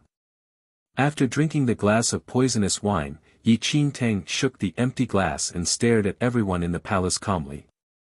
Everyone looked towards Yi Qingtang unbelievably. What did you say? Su Moer could not believe what she just heard. Say, do you have more wine? I'm quite thirsty. Yi Qingtang did not drink any water after stepping into this world. She really felt thirsty, especially after a long period of cultivation. The wine. It was bitter but still could quench her thirst. As for the poison. Yi Qingtang could release the poison just by taking a breath with her second heaven of arcane supremacy ability. It was as if Su Moer had just seen a ghost. That is the most poisonous wine here. Did Su Qiao become a real idiot? How could she ask for another glass? Besides Su Moer, both the Dongfang family and General Qiao were shocked. Your Majesty, I don't feel anything with that one glass of poisonous wine. How about a few more glasses? Maybe you'll die faster with the additional toxicity. Yi Qingtang noticed the reaction from everyone else and said slowly. The emperor's lips twitched slightly as he had never seen anyone being so willing to die. Sure, since you want to die faster, I'll give you what you want. The emperor asked someone to pass the whole bottle of poisonous wine to Yi Qingtang. People from the Dongfang family pulled themselves out of surprise. Yi Qingtang would die from rotten organs soon after she took the poisonous wine. They could just watch her suffer slowly until death. The servant who was holding the bottle wanted to help Yi Qingtang pour another glass, but she took over the entire bottle and finished everything inside in front of everyone. It was the first time they saw someone that could drink poisonous wine so generously. Yi Qingtang's thirst was quenched, and the little trace of toxicity disappeared as she breathed out slowly. The poisonous wine might not even be able to kill a Khanate level 1 cultivator. Anyone who knew how to cultivate using spirit energy had some defense against poison. Unless the toxicity of the toxin was above the person's level, the poison would not have any effect. However, no one there knew about that. They were all waiting for Yi Qingtang to die when her organs were punctured by the poison. However, after a long while, Yi Qingtang was still standing there. Her face was radiant, and she looked like she was full of energy. Did someone swap the poisonous wine? Xiao. Do you feel anything wrong? General Qiao, who was depressed, suddenly saw that the poisonous wine did not seem to have any effect on his daughter. What do I need to feel? Yi Qingtang said. General Qiao's lips twitched. He suddenly remembered the bright light appeared on top of Yi Qingtang's room earlier on and was stunned. He wanted to say something, but the emperor cut in. Long Qi.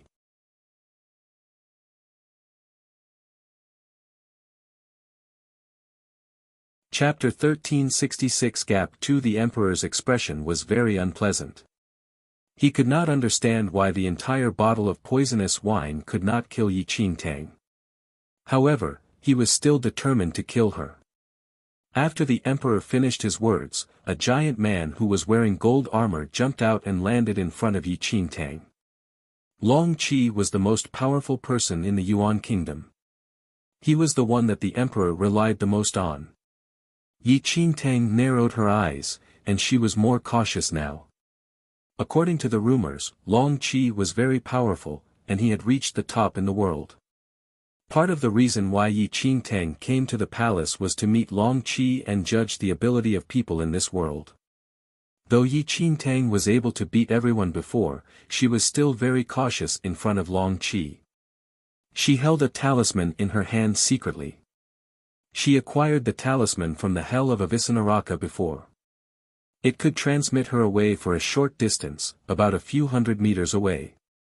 However, it could save her life when her life was under threat. Yi Qingtang was fully prepared. If Long Qi was too powerful, she would crush the talisman and run away. She did not care about the mission as she only wanted to find a place to cultivate. After Yi Qingtang set her plan, Long Qi suddenly began his attack. He pulled the sword out by his waist, and the sound echoed in the entire palace. People from the Dongfang family were delighted when they saw Long Qi pull out the sword. They were expecting to see something exciting when they saw how fierce he was.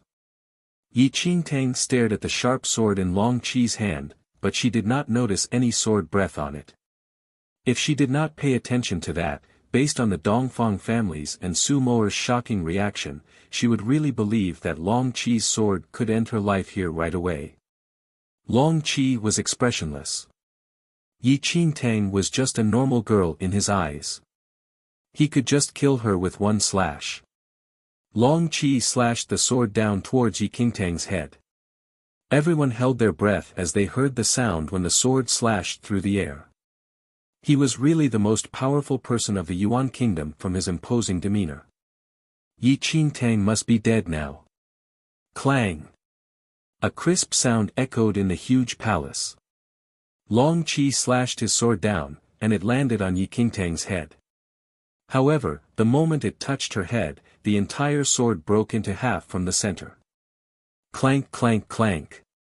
The broken sword dropped onto the ground. Long Qi's majestic expression changed as he held the broken sword. Yi Qingtang was not hurt at all. His broken sword did not even touch Yi Qingtang's hair. Yi Qingtang looked at how stunned Long Qi was and took a glimpse at the talisman in her hand.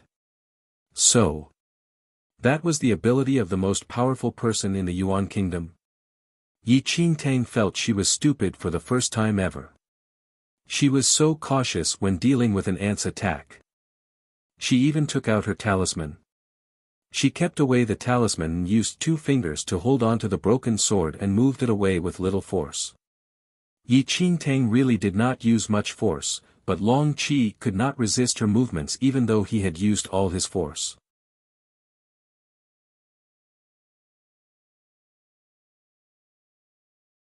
Chapter 1367 Gap 3 Everyone took a deep breath when they saw that Long Qi could not resist the force from Yi Qingtang's fingers.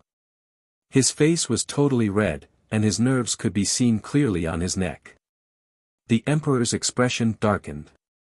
General Qiao was surprised and delighted. He knew exactly how terrifying Long Qi's ability was. Unexpectedly, he was like a child who could not even resist the force in front of his daughter. Long Qi's face was pale red.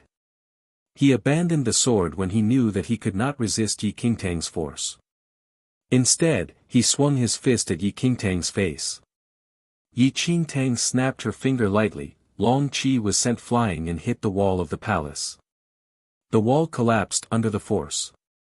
"Someone come here right now," the emperor shouted as his face turned pale.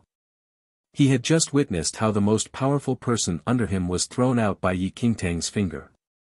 Yi Qingtang was really annoyed by the emperor's roar, and she finally realized that the difference between her and the powerful figures in this world was as big as the universe. She kicked the broken sword that Long Qi dropped, and the sword pierced into the wall behind the emperor. The emperor's teeth trembled as he saw the broken sword flying past his face. "You, how dare you to try to murder me?" Everyone who was present was stunned as they did not expect Yi Qingtang to attack the emperor.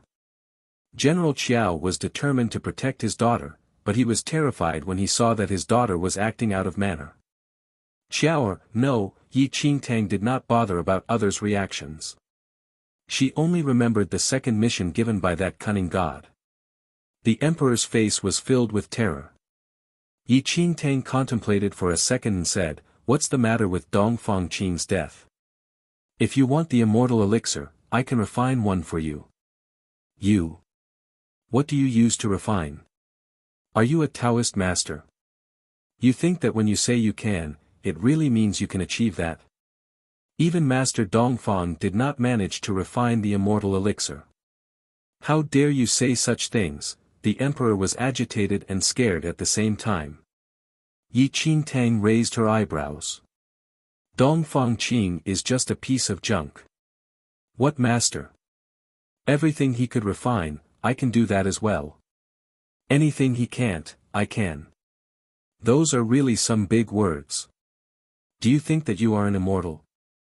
How dare you disrespect the master? The emperor stared at Yi Qingtang and felt that the eldest daughter of the Su family was getting crazier. "Immortal?" Yi Qingtang's lips curved into a small smile. "I am one." After Yi Qingtang finished her words, the emperor could mock and scold her at the same time if it was at the right time. "What evidence do you have to prove that you are an immortal?" "She is an immortal." How ridiculous. Besides the first emperor, who else dared to say that they had met an immortal in the past thousands of years? She dared to call herself an immortal. Evidence? Yi Qingtang glanced around, and her smile deepened. "Have you seen someone flying in the air?" Flying in the air, the emperor frowned slightly. Before the emperor finished his words, Yi Qingtang pushed herself above the ground. A pair of invisible wings extend behind her back. However, besides Yi Qingtang, no one else could see them.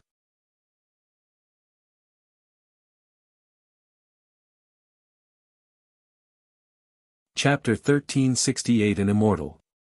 One in everyone's eyes, Yi Qingtang actually flew into the sky with nothing under her feet. Her slender body was as light as a feather as she moved in the air relaxedly. Although Yi Qingtang put on a dignified pose, she was quietly observing everyone's reaction. In just a moment, everyone's jaw dropped when they saw Yi Qingtang flying in the sky. I am immortal, the emperor's eyes widened immediately. Given the martial level in this world, leaping onto the roofs and walking on walls were the maximum. Moreover, only supreme masters like Long Qi could achieve that state, and even ordinary mighty figures like General Qiao could only walk faster than normal people at most. Much less flying. Flying in midair. That was something that only rumored immortals could achieve. At this instant, everyone in the palace watched with mouths agape. It was as though they saw a ghost. Initially, Yi Qingtang was not certain if anyone could fly in this world, but she felt that their martial skills were unbearable, thus, she predicted that they could not and wanted to give it a try. Now, it seemed that the people here really did not know how to fly in the air. An evil smile flashed across Yi Qingtang's eyes immediately. She suddenly raised her hand, and a streak of light flowed out of her fingertip. Taking a sharp sword out from her space ring, she slashed outside the palace forcefully. A loud rumble erupted. Under the extensive sword aura, the entire imperial city was divided into two. Everyone in the palace wobbled. The emperor, who was still thinking of killing Yi Qingtang earlier, even fell off his throne and collapsed at Yi Qingtang's feet. Greetings, immortal. I was blind and offended you. Please forgive me. The emperor initially thought that Yi Qingtang was making careless remarks, but after witnessing Yi Qingtang's immortal skills, he only had immense admiration for her. Yi Qingtang clearly did not have anything in her hands a while ago, but she made a sword appear out of nowhere. Furthermore, that slash actually had the power to split a mountain. How could an ordinary person do this? This time, the emperor believed Yi Qingtang completely. Since she could fly in the air, make something appear out of nothing, and even had the strength to topple the mountains, what else could she be if not an immortal? The emperor had always respected the legendary immortals, or else, he would not be bent on seeking an immortality pill. Now that he saw a living immortal before him, how could he not be agitated? What bullshit Dongfang Qing! That man was not even worthy of carrying shoes in front of the immortal. The Dongfang family, who were initially ablaze with anger, even turned pale from horror. They could not doubt Yi Qingtang's identity as an immortal because of everything that they saw. At the thought that they actually wanted to kill such an immortal, they broke out in a cold sweat. For a moment, everyone was filled with profound respect, yet they also trembled in fear. Even General Qiao kneeled on the ground with reverence to experience the grace of an immortal. Yi Qingtang was rather amused as she looked at the royal family on the ground. They had not seen people flying in the sky, nor did they have space rings, thus, things like sword aura were even more unbelievable. If Yi Qingtang showed those few tricks in the central mainland, no one would even bat an eyelid. But the people in this world. What could be said about them? The people in this world were really gullible. Rise. Yi Qingtang reorganized her feelings and put on a dignified pose.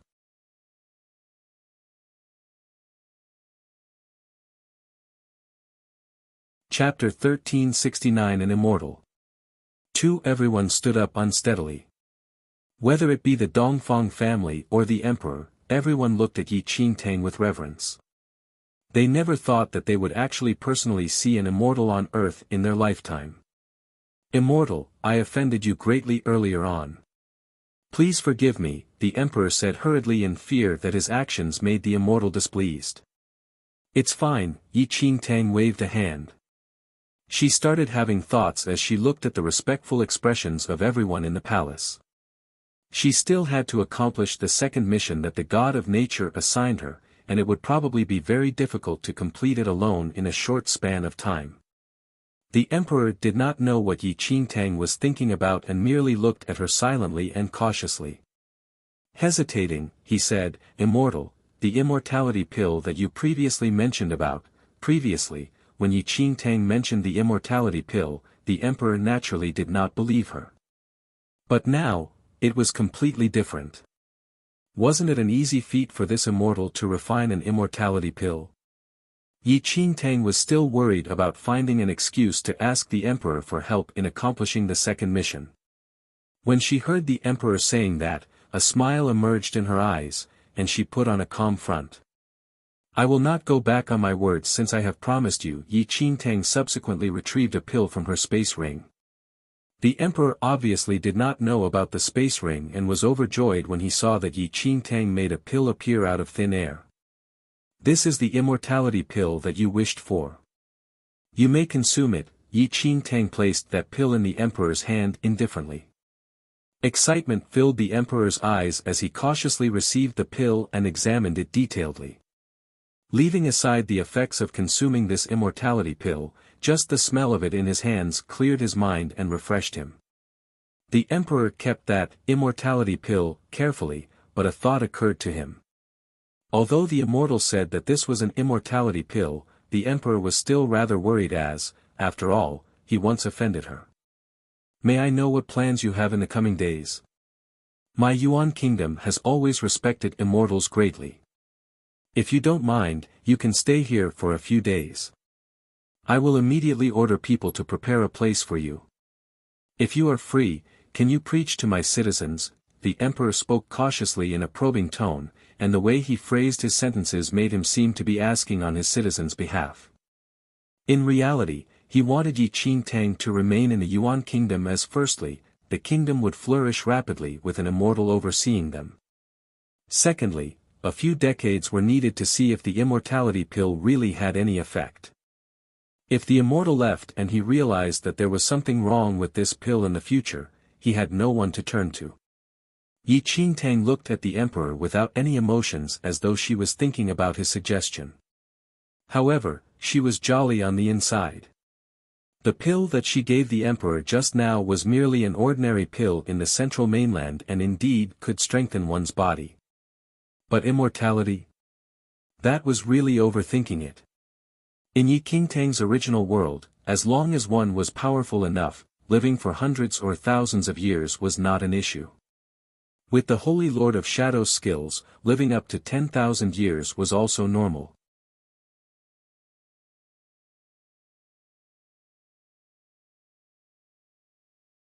Chapter 1370 An Immortal. 3 Who would study on an immortality pill for nothing? It was unlike this world, where being 100 years old was already considered longevity. The reason that Yi Qingtang used the pill to deceive the emperor was so that the emperor would go according to her plans. Using the emperor's powers to set up a sect in the Yuan kingdom and preach to the citizens could easily complete the god of nature's second mission. Seeing that Yi Qingtang did not reply, the emperor could not help but feel nervous. "Rest assured, immortal. We will not interfere with anything that you do in the Yuan kingdom. Whether you are willing to preach or not is up to you, immortal." The emperor spoke with caution in fear that he would piss the immortal away. Seeing that she had put on airs sufficiently, Yi Qingtang said with reluctance, "Since it is to preach and guide the humans in the world, it is not impossible." The emperor's heart finally relaxed after hearing what Yi Qingtang said. "Your kindness is admirable. Rest assured, immortal. Everything will be arranged suitably," the emperor said. Yi Qingtang nodded slightly. Currently, the Dongfang family were so fearful that they did not even dare to let out a fart. Seized with terror, they kneeled on the ground in trepidation and reverence. Since Yi Qingtang agreed to preach in the Yuan kingdom, given her identity as an immortal, she naturally would not continue to stay in a general's residence. The emperor specially arranged a new residence for Yi Qingtang, which was much larger than the general's residence. Although she moved out of the general's residence, General Qiao also benefited from this incident. There was a saying that, when a man attains the Tao, even his pets ascend to heaven. Not only was General Qiao not implicated by Dongfang Qing's death, but his official rank even increased successively.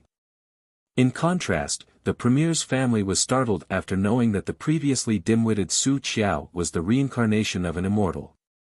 Su Qiao's initial fiancé, especially, could not sleep the entire night and was filled with surprise and regret after learning about it. If Su Moer was not the general's daughter as well, the premier's family would already have kicked her out of the house a long time ago. However, despite so, they treated her with a bad attitude plenty of times. After all, everyone was aware that Su Moer and Su Qiao were not on good terms.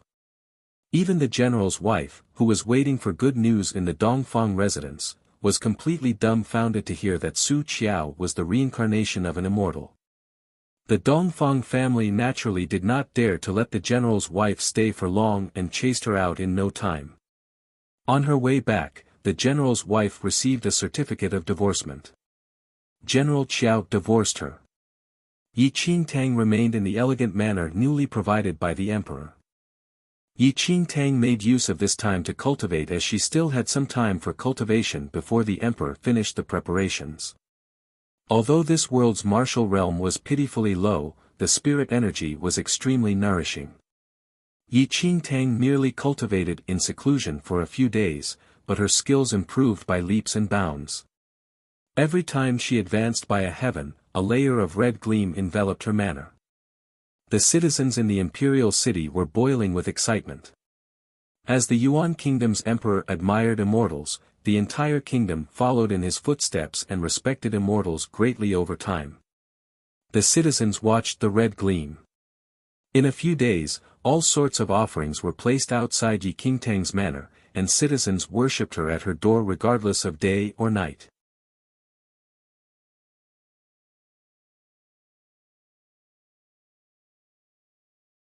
Chapter 1371 Quack 1 When there were many people, the citizens who came to worship her filled the streets near the manor, and the densely populated streets formed a magnificent scene.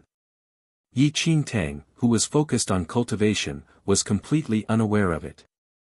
In contrast, after learning about the situation, the emperor ordered people to spread the news that an immortal reincarnated in the Yuan kingdom and notified the citizens that they were building an immortal pavilion, where the immortal would personally preach to the Yuan citizens in no time. Once the information was released, the citizens in the imperial city were extremely delighted. In no time, apart from the imperial city, the news spread to the entire Yuan kingdom, and there was an influx of pilgrims in the imperial city. After the emperor swallowed the immortality pill that Yi Qingtang gave him, his gray sideburns lessened greatly, which strengthened the emperor's desire to keep the immortal in the Yuan kingdom. He spent a large amount of money to build an immortal pavilion for Yi Qingtang and even told the whole Yuan kingdom to be respectful to the immortal, or else any offenders would be killed along with their entire family. The emperor moved quickly, perhaps to ask for more immortality pills after serving her well. In half a month, the construction of the immortal pavilion was completed. The immortal pavilion was about 100 meters tall, which seemed to reach the clouds. Moreover, its interior was exquisitely designed. On the day that he invited Yi Qingtang to enter the immortal pavilion, the emperor even attracted many citizens over to worship according to the norms of an emperor's ascension. Standing on the immortal pavilion, Yi Qingtang looked down at all the citizens who kneeled on the ground and had a complicated feeling, but at this instant, the god of nature who floated behind her said leisurely, "Congratulations, the second mission is completed." Although he was congratulating her, there was no happiness in his tone at all. Yi Qingtang looked at the 2 nebula points that she just received, and her lips twitched. 2 missions, 3 nebula points. The points required to exchange for items in the star pavilion easily reached thousands, and Yi Qingtang wished she could kick the god of nature down from the immortal pavilion. She had seen a shameless person before, but not such a shameless one. She no longer counted on the nebula points. Fortunately, the spirit energy in this world comforted her injured soul. Immortal, the citizens are extremely thankful for your kindness and wish to know if you are willing to show your face, the emperor said in between pants after climbing up the pavilion where he saw Yi Qingtang standing upright. Previously, when Yi Qingtang entered the immortal pavilion, the emperor was afraid that the immortal disliked mortals looking at her and thus specially ordered the citizens to kneel down and lower their heads. Thinking that she had to stay in this world for a period of time anyways, Yi Qingtang did not say anything. Then, she raised her foot lightly, flew straight out of the immortal pavilion, and floated in the air above everyone. Everyone in the city trembled in awe at the sight, causing a deafening stir. Ah! Immortal! Greetings, Immortal, the citizens were extremely excited. Yi Qingtang raised a hand and retrieved a bottle of water from her space ring. With the flick of a finger, raindrops scattered down. The citizens were completely aroused as they looked up to cautiously welcome the rain dew that the immortal bestowed. After drinking it, their expressions were that of extreme satisfaction as though they were in paradise. Yi Qingtang stared blankly. That water was used to quench her thirst on normal days and was retrieved from some random spring in the wild. However, she always had it with her when cultivating, so it contained a little spirit energy in it.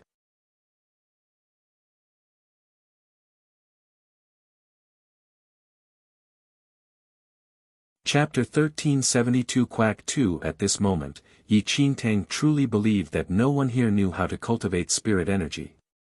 Over the 4 weeks, no one was aware of or could sense the rich spirit energy here and instead swarmed after the spring water that contained a little spirit energy. Once Yi Qingtang returned to the immortal pavilion, she saw the emperor looking at her eagerly. Immortal, that immortal dew, thinking that she still had some use for the emperor in the future, Yi Qingtang readily tossed the water pouch with a little water left to the emperor. The emperor behaved as though he received an ultimate treasure instantly. Looking up, he poured the remaining few drops of immortal dew into his mouth in satisfaction. The effects of the immortal dew that you bestowed is indeed stunning. I feel that my whole body is reinvigorated after taking a sip. The emperor returned the water pouch. His face was flushed, and he appeared extremely energized. Yi Qingtang stared blankly at him. Is this really not a psychological effect? Although there was slight spirit energy in the water that was beneficial in nourishing the body, this bit of spirit energy was really nothing to cultivators in Yi Qingtang's world. After the completion of the immortal pavilion, the citizens who were fortunate to obtain the immortal dew boasted about its miraculous effects. They were just short of bragging that it could revive a dead person. Distressed by the failure to obtain the immortal dew, people brought offerings to the immortal pavilion daily and did the formal etiquette of kneeling 3 times and kowtowing 9 times. Yi Qingtang suddenly felt that she was a quack. But it had to be said that, as compared to the pressing atmosphere in the Temple of Shadows where she had to move cautiously, in this world, she was a god. Rapidly, the entire mainland learned that there was an immortal in the Yuan kingdom. Yi Qingtang did not receive the next mission from the god of nature for some time and suspected if he despised this world so much that he could not even be bothered to assign missions. However, Yi Qingtang also did not care enough to continue badmouthing the god of nature. In the month that she was in the Yuan kingdom, Yi Qingtang's skills improved drastically with the help of the spirit energy in this world, and she advanced to the arcane supremacy 5th heaven. However, as her cultivation base improved, the speed of cultivation slowed down, and there was no progress for consecutive days. There was a huge gap between the 5th and 6th heaven, thus, the spirit energy required was all the more multiplied. Just as Yi Qingtang was wondering about the ways to sustain the speed of her advancement, the god of nature finally spoke. The 3rd mission. Emichem. Yi Qingtang looked up. Attain the admiration of everyone in this mainland. Yi Qingtang stared at the god of nature, who spouted alarming words. Could he be even more ridiculous? According to the motion of his missions, would he ask her to attain the admiration of everyone in this world subsequently? What exactly did he want to do? Before Yi Qingtang could question the god of nature about his intentions, the emperor suddenly sent Long Qi to visit her. Greetings, immortal. The Dragon Court sect has invited the rulers of various sects to head to the floating island 7 days later. The emperor has sent me to find out if you are interested in heading there. Dragon Court sect. This name was not foreign to Yi Qingtang, as she had more or less understood this world in the past month since arriving here. The Dragon Court sect was an esteemed place in this entire mainland for people who cultivated to achieve immortality. Its believers could be found everywhere in this mainland, such that even some royal families and emperors were believers of the Dragon Court sect. It was rumored that an immortal presided over the Dragon Court sect and wielded control of the entire sect. Every year, he would decide on a period of time to allow believers to head there to bestow his favor.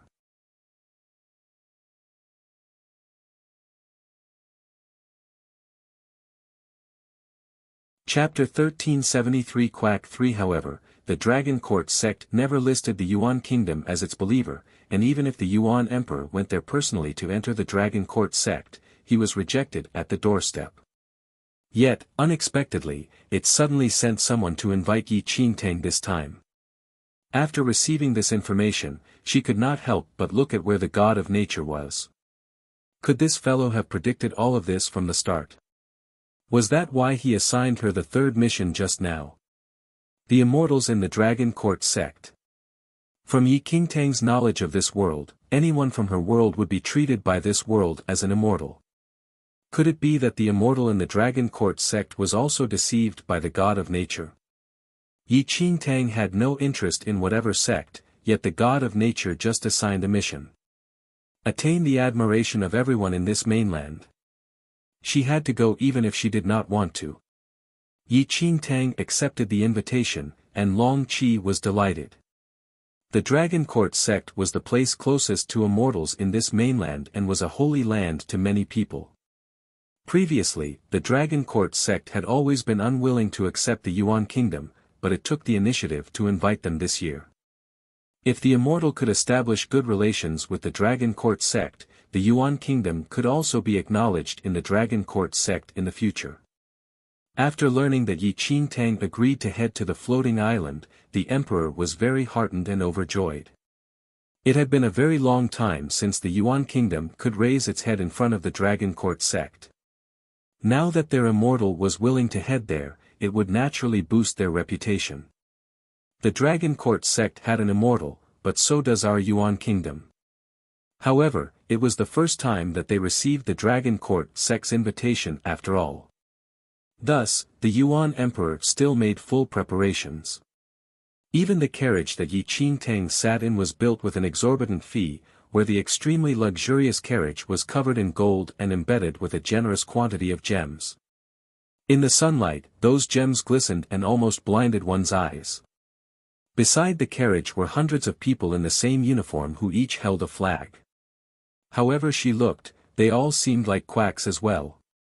Yi Qingtang's lips twitched at the sight of the carriage that could not be exaggerated any further.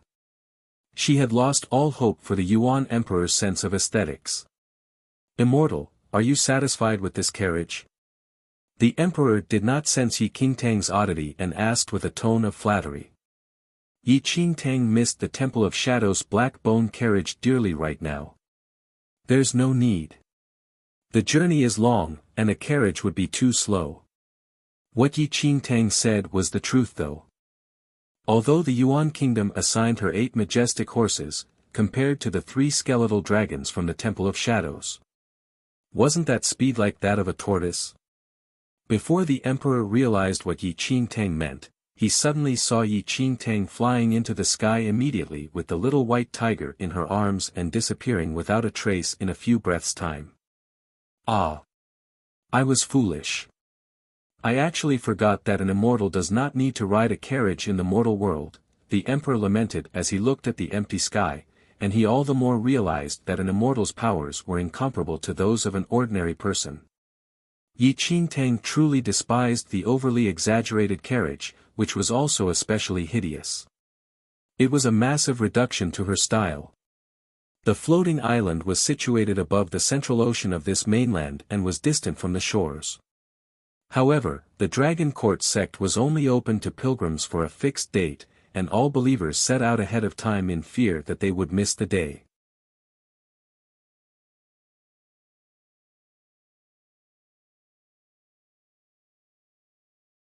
Chapter 1374 Floating Island 1 The Dragon Court sect sent a large boat to the shores of each country to transport its guests.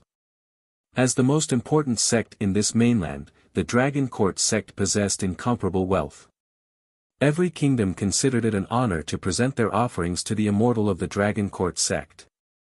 They even competed in terms of tribute, with each kingdom sending a more sumptuous tribute than the next, to prove that their kingdom respected the Dragon Court sect the most. When Yi Qing arrived at the coastal port, she boarded the boat from the Dragon Court sect with her invitation in hand. This was the last boat from the Dragon Court sect. If she missed it, she would be unable to reach the island. Yi Qing could have flown there directly. However, neither Su Qiao nor Yi Qing had heard much about the Dragon Court sect in the Yuan kingdom. All that was mentioned were the existence of an immortal in the Dragon Court sect and the various praises of the Dragon Court sect. Yi Qing was also uncertain whether the Dragon Court sect's immortal was an explorer lured there by the god of nature. As a result, she was more cautious. Although the Holy Lord of Shadows had sealed the illusory void in the temple thousands of years ago, this illusory void must have been outside before she sealed it, and others could naturally enter it. Yi Qing was uncertain whether all those people had already left. After all, the rules were set by that unreliable god. Also, the illusory void did not just open in the central mainland, which was in the first domain. When Yi Qing was in the second domain, she had also heard a rumor that it had opened thousands of years ago. As to what it was like, who could tell? It took at least 5 days to get from the shore to the floating island. Yi Qing had nothing to do on the boat. When she was done cultivating, she listened to the disciples on the boat praising the works of the Dragon Court sect. Like resurrecting the dead. And ensuring peace for the nations. And praying for rain. They had numerous incidents like that to recount. The Dragon Court sect was absolutely omnipotent. As long as one had enough faith, the Dragon Court sect would protect them. If one was lucky enough, the immortal of the Dragon Court sect might even bless them, and if anyone dared to offend the Dragon Court sect at all, everyone would despise him. She heard that an emperor from one of the kingdoms had been rude to an ambassador from the Dragon Court sect, and the other kingdoms had simply exterminated the entire kingdom. In this mainland, if one angered royalty or someone influential, they could escape from the country and lead an ignoble existence. But if one offended the Dragon Court sect, there was nowhere to hide in this wide world. Now, Yi Qing finally understood the Yuan kingdom's frenzied adoration of immortals. It was probably the same in every kingdom in this mainland. Yi Qing was just thinking about the clues she had gathered when there was a commotion from the head of the boat. She looked over to see an arrogant-looking man dressed in white, surrounded by a group of disciples. This man was a prince in one of the kingdoms. This year, the Dragon Court sect had recognized his worth and permitted him to enter the sect as one of its official disciples. One might say that everyone in this mainland longed for this kind of recognition. This man had immediately given up his status as a prince and thrown himself into the Dragon Court sect's embrace. Rumor had it that his royal parents were very proud of him because of this. Yi Qing was entertained by all this. The 5 days passed quickly, and the boat finally stopped at the shore of the floating island. The former prince who had just entered the Dragon Court sect disembarked, attended by a large crowd. He had probably received more flattery along the way than he ever did when he was a prince. Yi Qing also disembarked. She raised her eyes to see that the floating island had a tall pavilion that reached the clouds. Before she even got close to it, strains of ancient music reached her ears.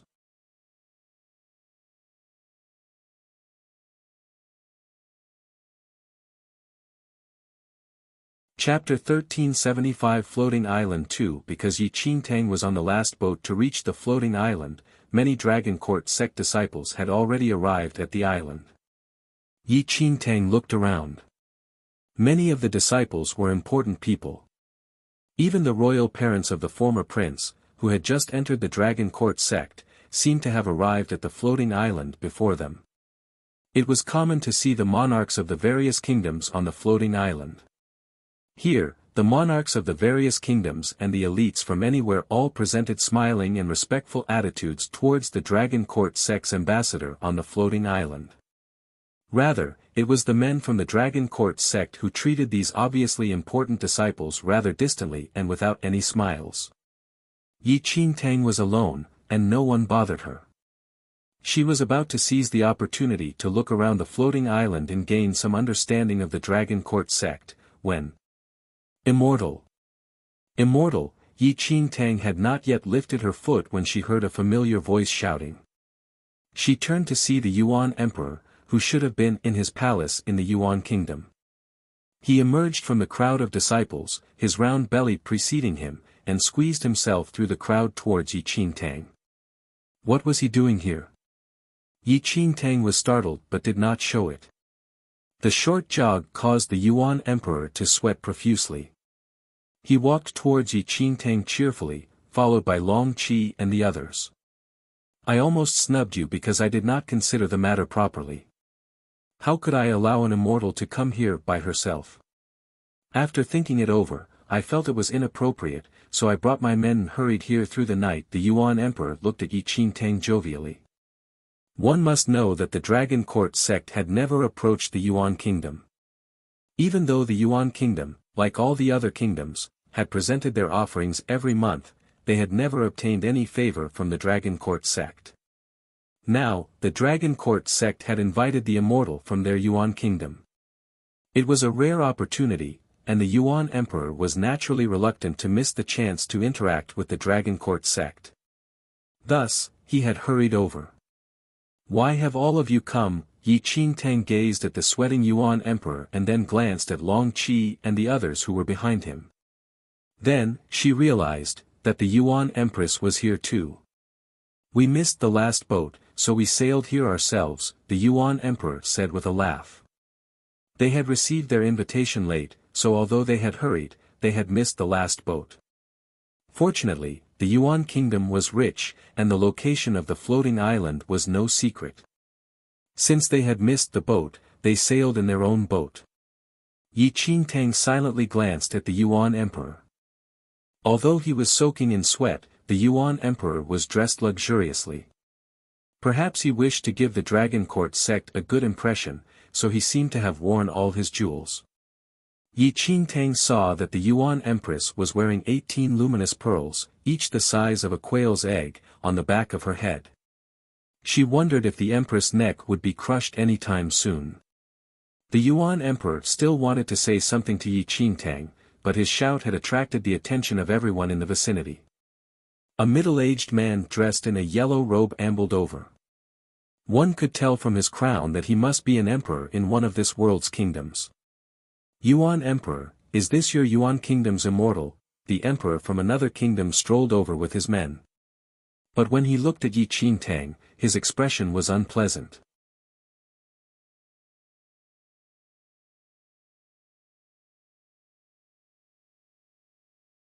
Chapter 1376 Floating Island 3 Qi Emperor. The Yuan kingdom looked towards the sound.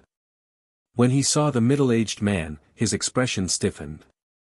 This middle-aged monarch was the emperor of the Qi kingdom. The Yuan kingdom was at most at the bottom of the list of powerful kingdoms, but the Qi kingdom was one of the most powerful kingdoms in this mainland. All the powerful kingdoms in this mainland were disciples of the Dragon Court sect, and it was natural for the Qi emperor to be present.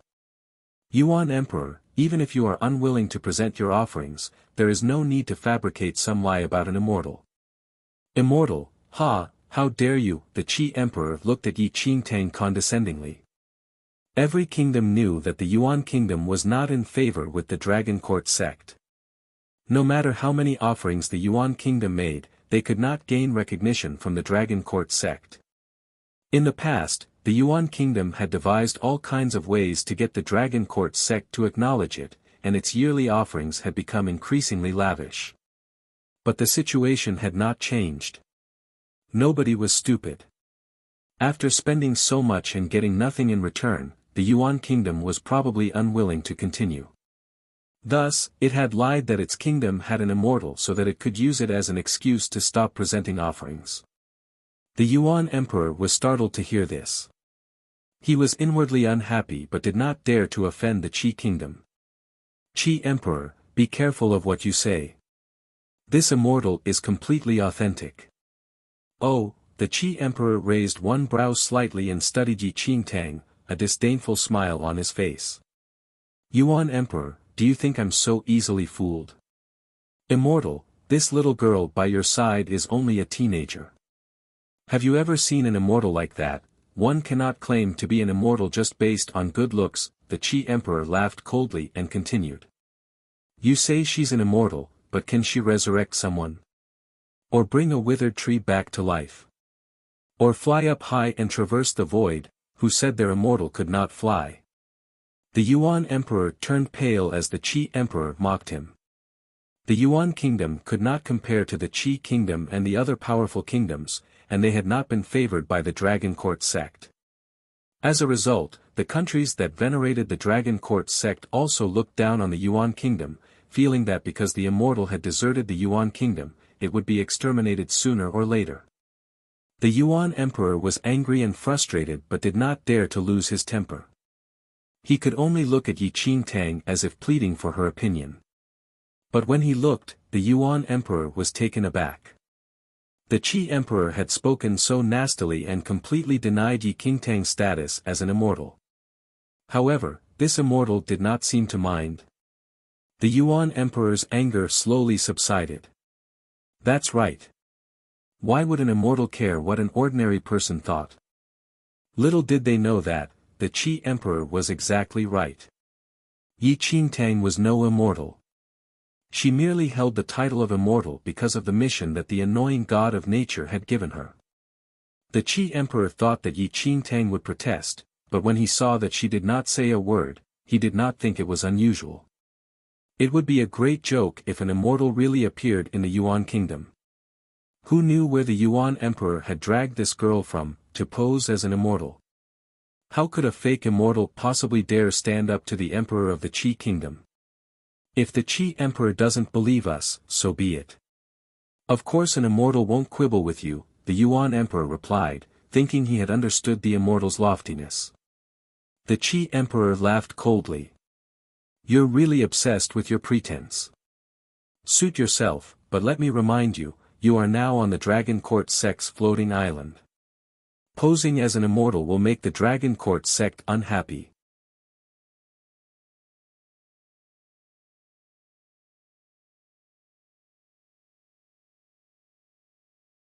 Chapter 1377 Boundless Power 1. If you know what's good for you, you will voluntarily ask for forgiveness. Otherwise, the Dragon Court sect's immortal will think that the Yuan kingdom asked someone to pose as an immortal, thus insulting the dignity of immortals. Then, your Yuan kingdom probably will not exist anymore. The Qi emperor coldly flung these words at them. He had no interest in talking nonsense with the Yuan emperor. He turned to leave with his royal entourage.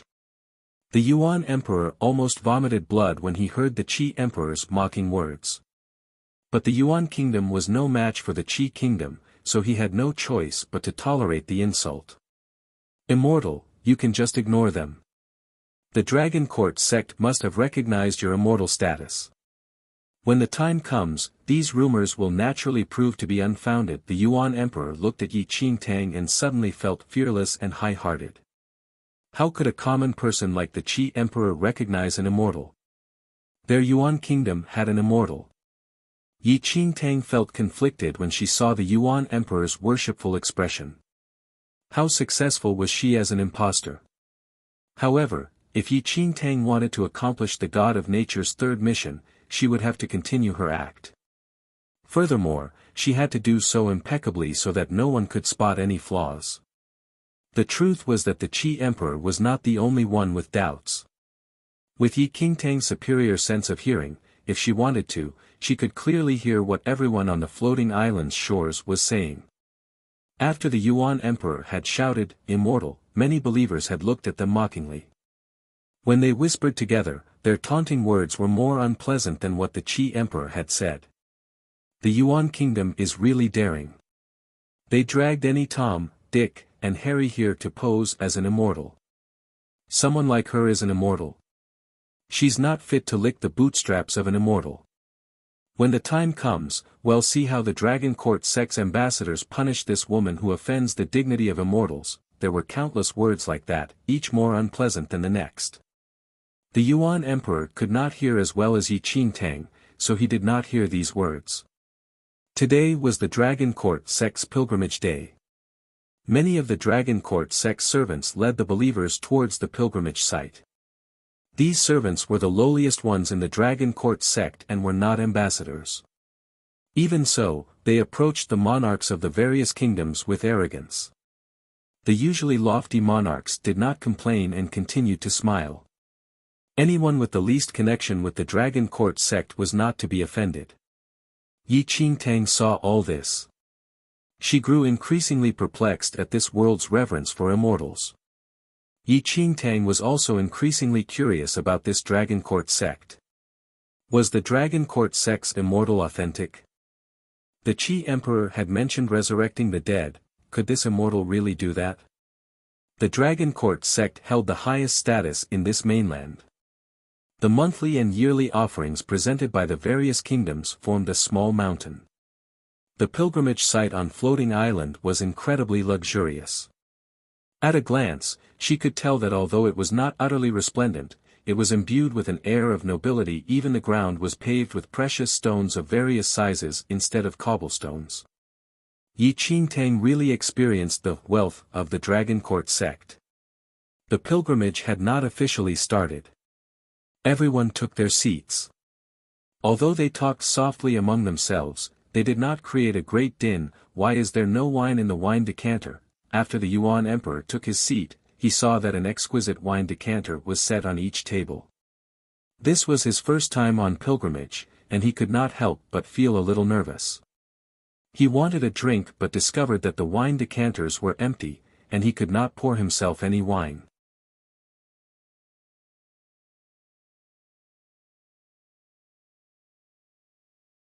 Chapter 1378 Boundless Power 2. The Yuan Emperor was big and fleshy. Although he had muttered to himself, his voice was so loud that many of the other disciples heard him. The Qi Emperor, who had previously looked down on the Yuan Emperor, heard it and laughed coldly. "Yuan Emperor, don't forget yourself. The immortal wine given by the immortal cannot be drunk whenever you like." The Yuan Emperor's face darkened with resentment, but he was afraid of breaking the rules, so he did not dare to say anything. But many people thought it was funny. Not long after the Qi Emperor finished speaking, a huge jade door at the front of the hall slowly opened. The believers, who had been talking among themselves, immediately fell silent when they saw the jade door open. Everyone's eyes turned to look at the slowly opening door with respect and reverence. Clang, clang, the clear notes of a brass gong rang out from the doorway. Layers of mist billowed through the door and into the main hall. A few figures could be vaguely seen at the doorway. Everyone in the main hall was surrounded by mist. As they looked at the billowing immortal aura, they were filled with a sense of awe, and their expressions were reverent. A moment later, a few handsome men dressed in white suddenly flew through the jade door, suspended in midair. There was nothing beneath their feet, yet they moved through the air as if walking on level ground. They looked to be at most 27 or 28 years old and were handsome. However, their tilted chins and chilly looks gave them a remote and unapproachable air. In the mist, their white robes made them seem even more aloof. These were the ambassadors of the Dragon Court sect. Yi Qingtang raised her brows slightly. She looked at the flying ambassadors of the Dragon Court sect and then glanced at the Yuan Emperor. The Yuan Emperor was completely taken aback by the flying ambassadors. He had never attended Pilgrimage Day and had not seen the Dragon Court sect's ambassadors before. He had only heard that the immortal had bestowed flying abilities on the Dragon Court sex ambassadors. So when Yi Qing Tang had taken flight previously, he had been shocked and believed that she was an immortal. Besides the Dragon Court sex ambassadors who had received the immortal's blessing, who else could fly? The mist swirled around, obscuring the entire hall. The believers felt blessed as they bathed in the immortal aura. They blissfully enjoyed the sensation of being encircled by immortal aura.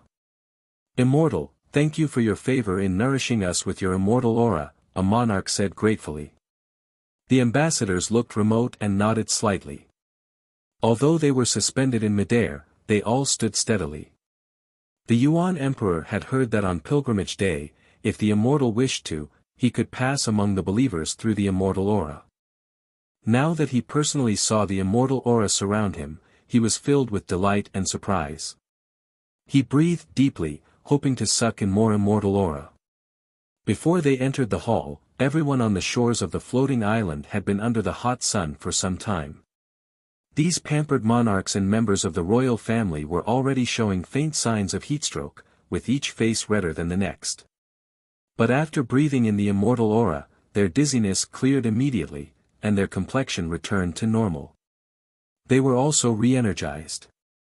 Yi Qing Tang glanced at the immortal aura floating past her. Her face was expressionless. Today is the pilgrimage day.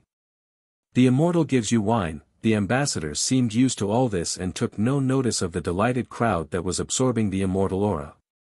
Only when the ambassadors spoke did the believers in the hall reach out to pour the wine.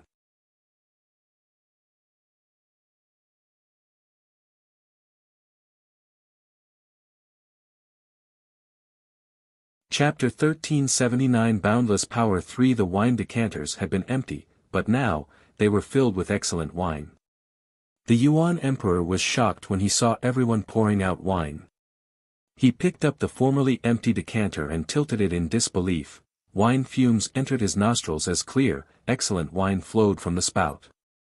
This really is the wine given by the immortal. The Yuan Emperor looked shocked. No wonder the Qi Emperor said that the wine given by the immortal cannot be drunk whenever you like.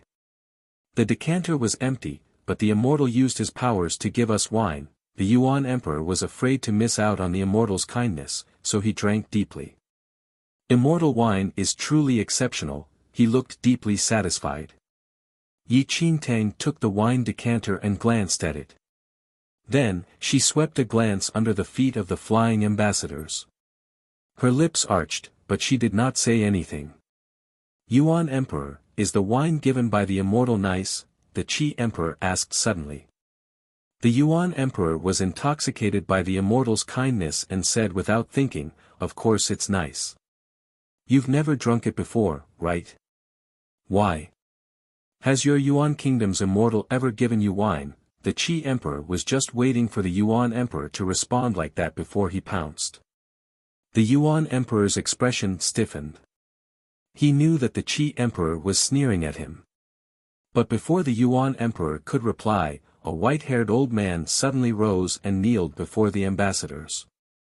Please, immortal, have mercy and save my son. This old man was an adherent of the Dragon Court sect and had been a sincere believer for many years. He had one son who also believed in the Dragon Court sect. But not long ago, the son was involved in an accident. While out hunting, he was attacked by wild beasts and killed. The old man had come here today to plead the immortal to bring his son back to life. You have believed in our Dragon Court sect wholeheartedly. The immortal is naturally aware of your sincerity. But it is up to the immortal whether he will save your son. Has your son's body been properly preserved? An ambassador said loftily. Yes, I ordered someone to make an ice coffin. The old man nodded vigorously.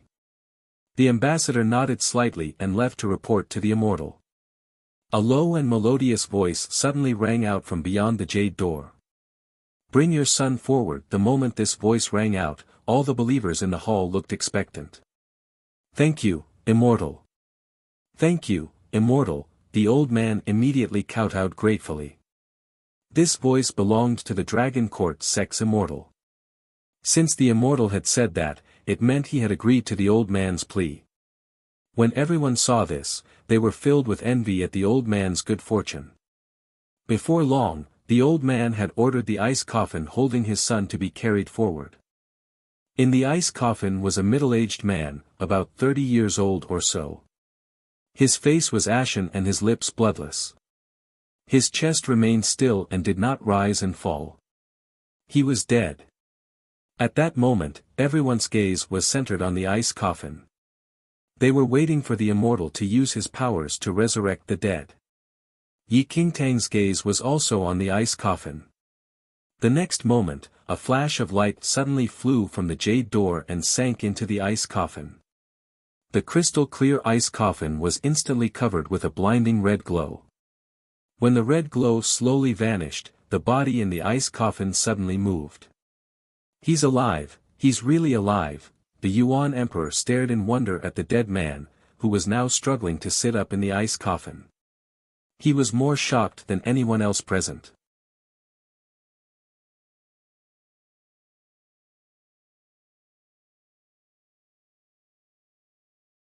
(1380) A qualified quack won. The Qi Emperor and the other believers had been adherents of the Dragon Court sect for many years, and this was not the first time they had seen the immortal use his powers to resurrect the dead. They did not show any signs of surprise and merely looked reverent. Of course the immortal can resurrect the dead when he uses his powers. Yuan Emperor, you claim that your Yuan kingdom also has an immortal, so why are you so surprised at this little bit of immortal power?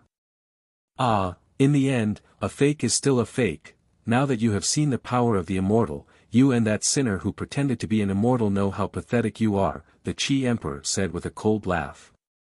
Yi Qingtang, the sinner who pretended to be an immortal, looked expressionlessly at the man who had risen from the ice coffin. When the old man saw his son come back to life, he kneeled and kowtowed to show his immense gratitude. When everyone saw this, they were filled with envy. Their faith in the Dragon Court sect was further strengthened. As long as they were sincere enough, the immortal would use his powers to save them. Today is very hot. We need some rain to provide moisture. The immortal's voice rang out from the jade door again. As he finished speaking, the patter of rain could immediately be heard from outside the hall.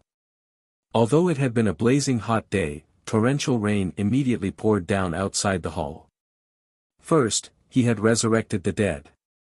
Then, he had created a downpour on a blazing hot day. This immortal's powers were truly boundless. The believers in the hall were filled with fear and trembling. Their faith in the Dragon Court sect became even more deeply rooted. Yi Qingtang glanced at the downpour outside. She could not even be bothered to smile. She had thought that the Dragon Court sect's immortal might be an explorer that the god of nature had trapped here. But now it looked as if he was a poseur who was even more professional than her, immortal aura that could relieve the summer heat. He had burned herbs that could relieve the summer heat. Empty decanters that suddenly produced wine. Had she not seen yin-yang wine decanters before? And the resurrection of the dead, that friend who drank the drug to fake death should be more professional. Since he was killed by wild beasts, why did his body show no sign of injury? Surely he had not been frightened to death. And the rain. Yi Qingtang peered through the heavy rain and looked at the sun high in the sky a few hundred meters away. Her lips twitched. As for those ambassadors who were balancing on a transparent thread, pretending to fly, Yi Qingtang did not want to talk about them. She was wrong. She was not a quack. This immortal within the jade door was the real quack. Fortunately, Yi Qingtang had real abilities. But this one was even better. Not only was he proficient in the use of illusions, but he had also worked seamlessly with others. That scene with the old father trying to save his son was a delightful show. Yi Qingtang had been cautious at first. However, as the Dragon Court sect's immortal produced one good show after another, Yi Qingtang's caution evaporated. This immortal's illusions would, at most, be used by artistes in the villages of central mainland. But here, they had made him an immortal venerated by everyone. Just as she said. The people in this world were really gullible. Reality had proven that in this world, the martial arts standards were so low, and the people so inexperienced that it was pathetic. Yi Qingtang could see through all this because she was powerful enough. Her sight and hearing were many times superior to anyone here. These illusions could not escape her eye. Yuan Emperor, you have finally seen the immortal's power today. I wonder what kind of powers the immortal by your side has, the Qi Emperor asked suddenly, looking straight at Yi Qingtang. She dared to pose as an immortal and was still thick-skinned enough to participate in the Dragon Court sect's pilgrimage. She deserved to die.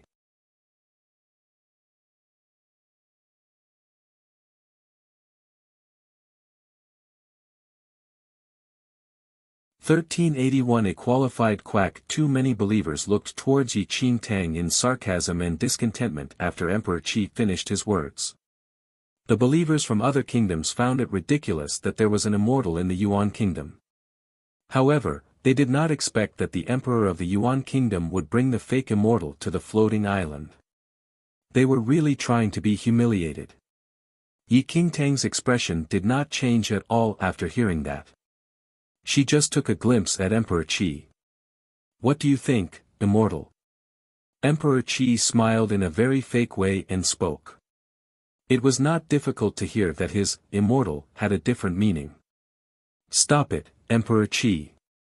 Today is the pilgrimage day of the Dragon Court sect. They have the priority here. Are you trying to create troubles by asking Immortal Su to show her ability? The Yuan Kingdom Emperor was not easily fooled this time. Emperor Qi humped. An immortal's voice came out from the jade door before he said anything. Emperor Yuan. The Yuan Kingdom Emperor's face was filled with respect when he was called out by the immortal. I heard that there's an immortal from your kingdom. Is that true? The immortal tried to speak in a superior way, but everyone was in awe. Yes. It's true. The Yuan Kingdom Emperor replied immediately. Oh. Is the immortal the lady beside you? The immortal asked. The Yuan Kingdom Emperor was slightly stunned. The immortal was in the jade door. Others could not see his appearance, but he could see everyone in the palace clearly. Yes, this is Immortal Su. If she was not invited by the Dragon Court sect this time, I would not be able to come along. Others might not be able to see whether Yi Qingtang was an immortal. However, the immortal in the Dragon Court sect must be able to tell. If not, why would he invite her here on the pilgrimage day? The Yuan Kingdom Emperor took a glimpse at Emperor Qi proudly. The invitation from the Dragon Court sect was the best proof. There was a short silence in the jade door before the immortal spoke again. Emperor Yuan, I think that you're mistaken. The Yuan Kingdom Emperor was only proud for a second before he was stunned after hearing the words. Immortal, what do you mean by that? I did not say anything about an invitation. What? The Yuan Kingdom Emperor was surprised. Not an invitation. How could this be? They brought the invitation letter from the Dragon Court sect here. I heard rumors saying that there is an immortal in the Yuan Kingdom. Normal people cannot challenge the prestige of immortals. We will never tolerate anyone who pretends to be an immortal, the immortal said in a dignified way. However, every word was signaling that Yi Qingtang was a fake immortal. Actually, there were many people who disguised themselves as immortals before in order to get respect and worships from others. They were all exposed by the Dragon Court sect and executed eventually. The Emperor of the Yuan Kingdom was stunned, and his expression was very unpleasant. Emperor Qi and other believers' faces were filled with sarcasm. Aversion could be seen clearly in their eyes. The immortal spoke again. If she is really an immortal, we will definitely welcome her. However, if she offends the prestige of the immortals, I doubt whether she knows the consequences. The immortal then spoke to Yi Qingtang. Immortal Su, please show your skills to prove yourself. If not, everyone will doubt your identity. It seemed that the immortal was nice, but his tone was very uncompromising.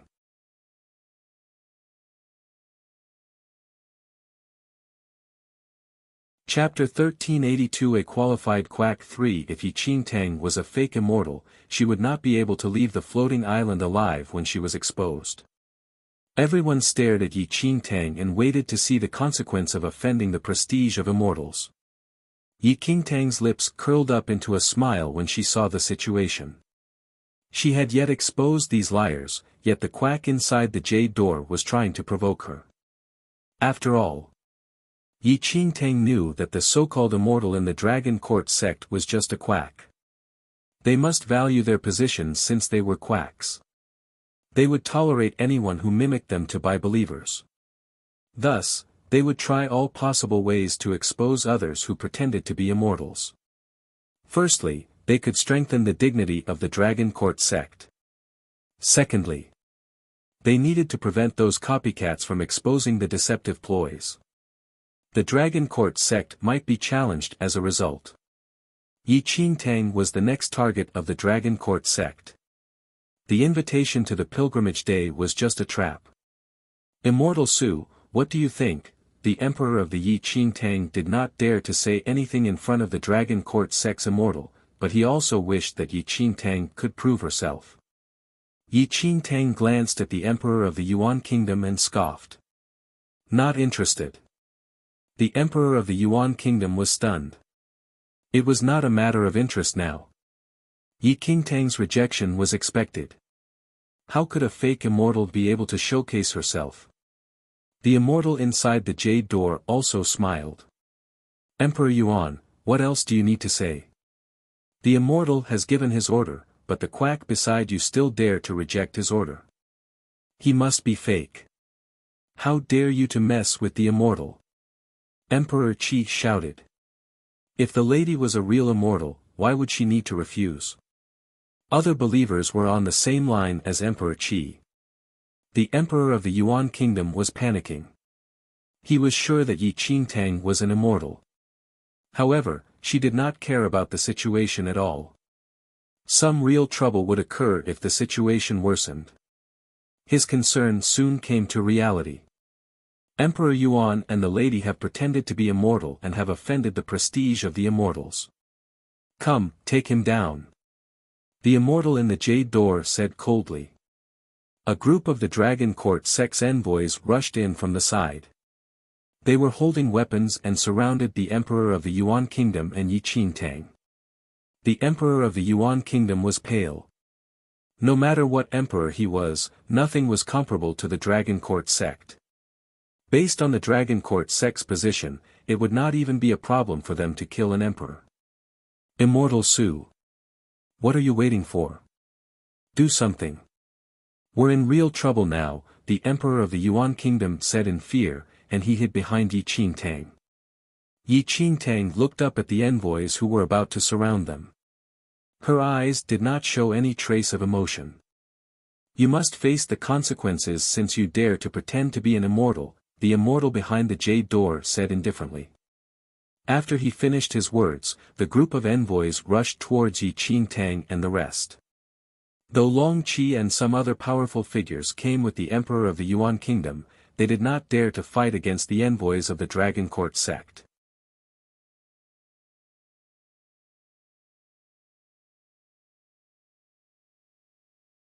Chapter 1383 Exposing the Fraud 1 The emperor of the Yuan kingdom felt his legs shaking when he saw the sharp sword slashing towards his head. He immediately covered his head and shrieked. However, he did not feel the pain that he was expecting. He then opened his eyes secretly and saw. Yi Qingtang, who was sitting on the seat, raised her hand and used 2 fingers to stop the sword that was slashing towards the emperor of the Yuan kingdom. Yi Qingtang looked up. Her lips curved into a smile when she saw the group of envoys rushing towards her. She looked down again at the next second and remained still. However, she surged out her aura, and her white sleeve was floating under the influence of the aura. Boom, boom. After the aura was released, invisible waves of air filled the entire place. Within a blink of time, the group of envoys were thrown out, and the weapons in their hands fell to the ground as they groaned in pain. What happened? All the believers were in shock when they saw the envoys rolling around on the ground. I don't know, everyone felt confused as no one saw any movement, and the envoys were thrown out. Only the emperor of the Yuan kingdom looked towards Yi Qingtang in delight. The immortal, finally decided to take action. Dragon Court sect is just like that. Yi Qingtang stood up slowly and glanced at the envoys on the ground. A cold smile appeared on her face. How dare you offend the Dragon Court sect? The believers did not know how the situation happened, but their expression changed when they heard that a quack was disrespecting the Dragon Court sect. Immortal, do not need to be angry with such a quack. Well, handle her, Emperor Qi and the rest said in order to please the Dragon Court sect. They brought many powerful people. The moment they gave their orders, near 100 people walked forward. Do you know that you'll never make it alive out of here today, quack? Who are you? How dare you offend the Dragon Court sect? We need to let you know the consequences of offending the Dragon Court sect and the dignity of the immortal. Emperor Qi said. Yi Qingtang lost some of the interest when she stared at those powerful people. Just shut up and come. Yi Qingtang did not bother to waste time on them. She lifted her chin slightly to provoke them. Emperor Qi and the rest had never seen someone who was so arrogant.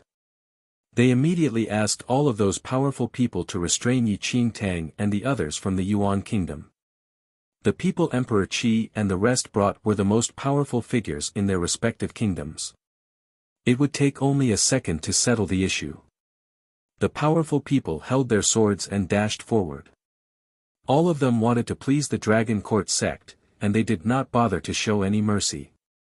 However, before they could even touch Yi Qingtang's clothes, a flame appeared by Yi Qingtang's fingertip.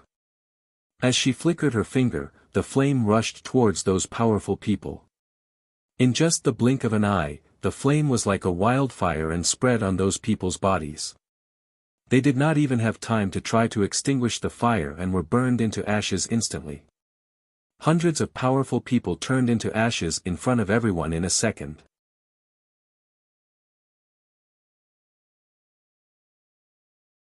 Chapter 1384 Exposing the Fraud 2 Everyone was stunned when they saw what just happened.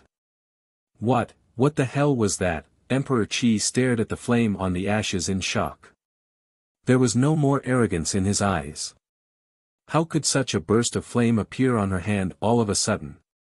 And the flame spread when it touched people. People can't even react to how quickly the flame spread. The hundreds of powerful people just burned into ash. They would never believe what had just happened if they did not witness that with their own eyes. Yi Qingtang glanced at the ash on the ground. She then pushed herself above the ground and floated in the midair. Flying in midair. The believers' faces were full of astonishment when they saw that. Yi Qingtang bent her finger, and the flame that was burning on the ashes suddenly flew back to Yi Qingtang. The flames concentrated into a black fire phoenix. The phoenix's entire body was burning with fire. It extended its wings and stood beside Yi Qingtang. Yi Qingtang gently touched its head, but her white fingers were not hurt from the fire at all.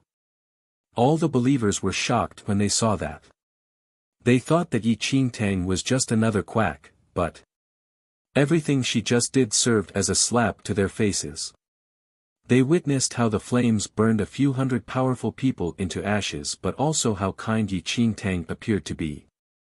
They were almost trembling in fear. The young lady here is really an immortal. No one dared to say anything else at that moment. Besides an immortal, who else could fly in the air or manipulate those terrifying flames? Who else wants to challenge me? Yi Qingtang floated in midair and glanced at everyone below coldly. Though it was just a quick glance, everyone could feel the pressure of 1,000 kilograms of weighing on them. They could not even breathe properly. Please forgive our ignorance. We should have never offended an immortal. We are willing to accept any punishment. Emperor Qi kneeled down below Yi Qingtang immediately. His body was full of sweat, and there was no more arrogance seen on him. The rest of the believers all kneeled down in fear. How could they dare to challenge the dignity of an immortal? They really wanted to slap themselves when they remembered how rude they were towards Yi Qingtang. After witnessing Yi Qingtang's immortal skills, the emperor of the Yuan kingdom, who was terrified, finally sighed in relief. His anger was vented when he saw Emperor Qi and the rest kneeling on the ground in fear. Emperor Qi, I remembered that you were so sure that Immortal Su was a quack. The emperor of the Yuan kingdom scoffed. Emperor Qi's face was pale. He apologized immediately. No, I was foolish and ignorant. I could not recognize an immortal. How could you be a quack? I was too foolish. Please forgive me, immortal. Though Emperor Qi and the rest were believers of the Dragon Court sect, they knew how large of a gap there was between them and a real immortal.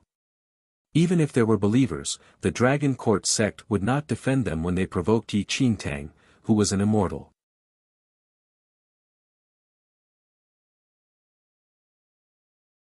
Chapter 1385 Exposing the Fraud. 1. The Emperor of the Yuan Kingdom humphed and exhaled freely as he finally regained his reputation. Yi Qingtang did not bother with Emperor Qi and the rest's apology. She looked towards the half-closed jade door. It seems like I misjudged you. Please do not take it seriously, Immortal Su. Many people in this world tried to challenge the dignity of immortals. I was playing safe, and that's why I requested you to prove yourself. The immortal in the jade door finally spoke again.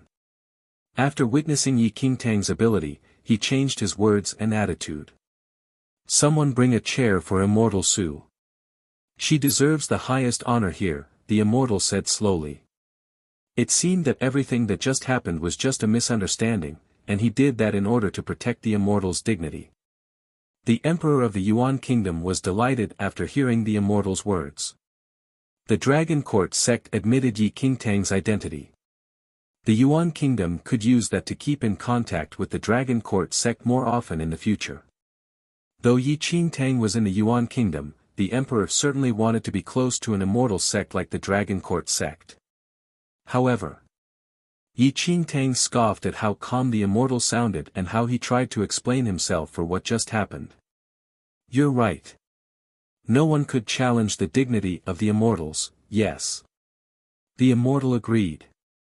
However, fierceness flashed across Yi Qingtang's eyes. She gently pointed her fingers, and the fire phoenix that was resting by her side suddenly dashed towards a few envoys, who were standing in midair. No one expected that to happen. The few envoys just witnessed how the fire phoenix burned so many powerful people into ash. Their faces were pale when they saw it dashing towards them. They jumped down from midair and fell hard onto the ground. The fire phoenix flapped its wings gently towards the place the envoys were standing just now. Flames spread out instantly in the air. Flames dropped down and burned along the transparent rope. The Dragon Court sect has challenged the dignity of the immortals for such a long time. How serious is the offense? Yi Qingtang stared at the burning ropes, and a smile appeared on her face. Everyone was stunned when they heard Yi Qingtang's words.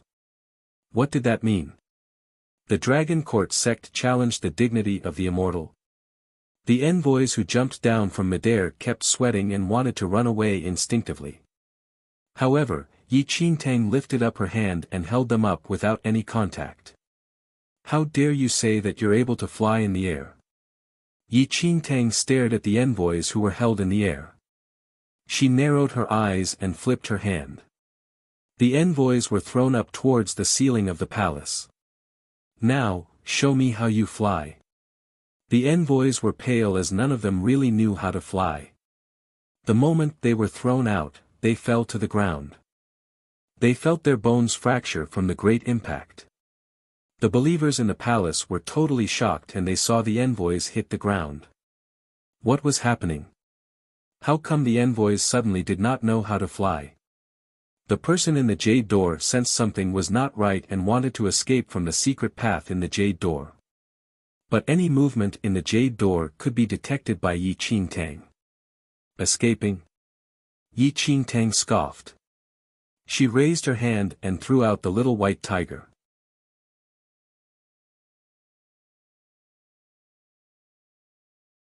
(1386) Exposing the fraud. For the moment the little white tiger was thrown out, its tiny body suddenly enlarged by 10 times. It seemed that the whole palace could not fit its body anymore. When its paw landed on the floor, the whole ground was trembling. Everyone in the palace could not stand straight when they saw the white tiger's size increase exponentially. What kind of divine beast is this? The tiger's roar pierced through everyone's ears. It dashed towards the delicate jade door and used its paw to smash through the door. A skinny white-robed elder with a long beard was about to escape from the secret path in fear. The white tiger smashed the person towards Yi Qingtang with its paw. The white tiger did not use any strength, but the power of a fiend celestial beast was not bearable for a normal human being. The elder with a long beard landed in front of Yi Qingtang. He spitted out a mouthful of blood as he was almost killed under the white tiger's paw. The elder with a long beard was the only one inside the jade door. It was obvious that he was the immortal that was speaking inside. In the past pilgrimage days of the Dragon Court sect, the immortal sometimes came out as well. He always dressed in a white robe. With his washed-up expression and the white beard, he appeared to be a real immortal under his disguise. However, the superior, divine, and majestic immortal collapsed on the ground now with blood by his mouth. A person like you also dares to call yourself an immortal? Yi Qingtang looked down at the skinny immortal, and a smile appeared by her lips. The immortal was pale, and there was no immortal manner left on him at all. His body was trembling and full of sweat after he took a glimpse at Yi Qingtang. I've sinned. I should have never pretended to be an immortal. I should have never challenged the dignity of the immortal. Please spare my life.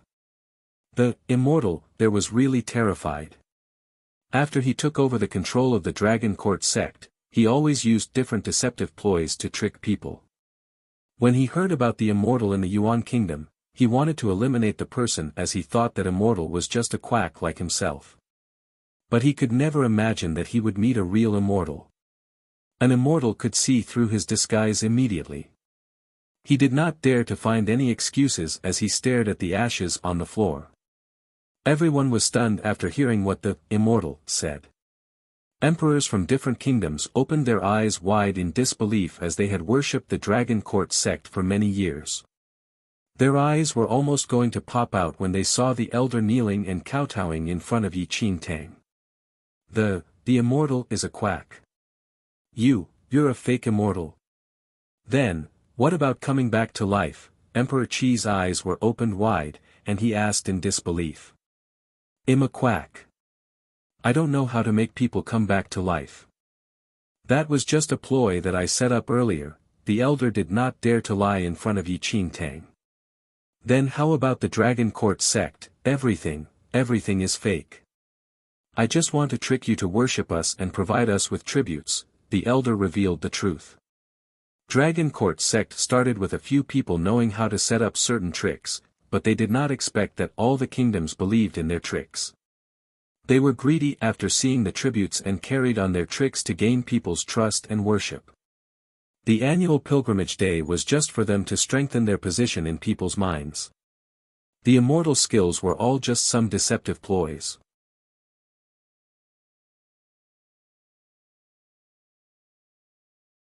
Chapter 1387 Difficult to refuse such kindness. When the believers who still could not make sense of the situation finally understood everything. The Dragon Court sect which they laid their belief in was the true quack, while that immortal Su was the true immortal.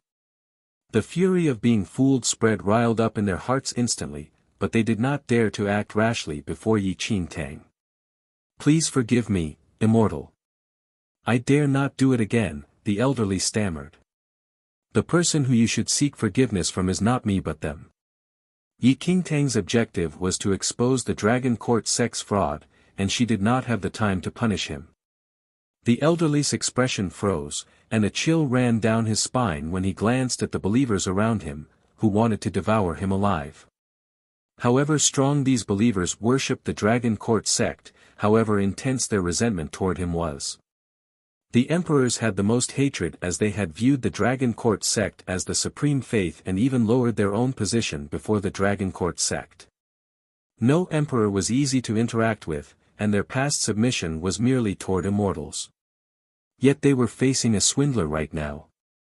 After Yi Qingtang showed her intention to not interfere with the Dragon Court sect matters, the emperors who were long annoyed completely erupted in fury.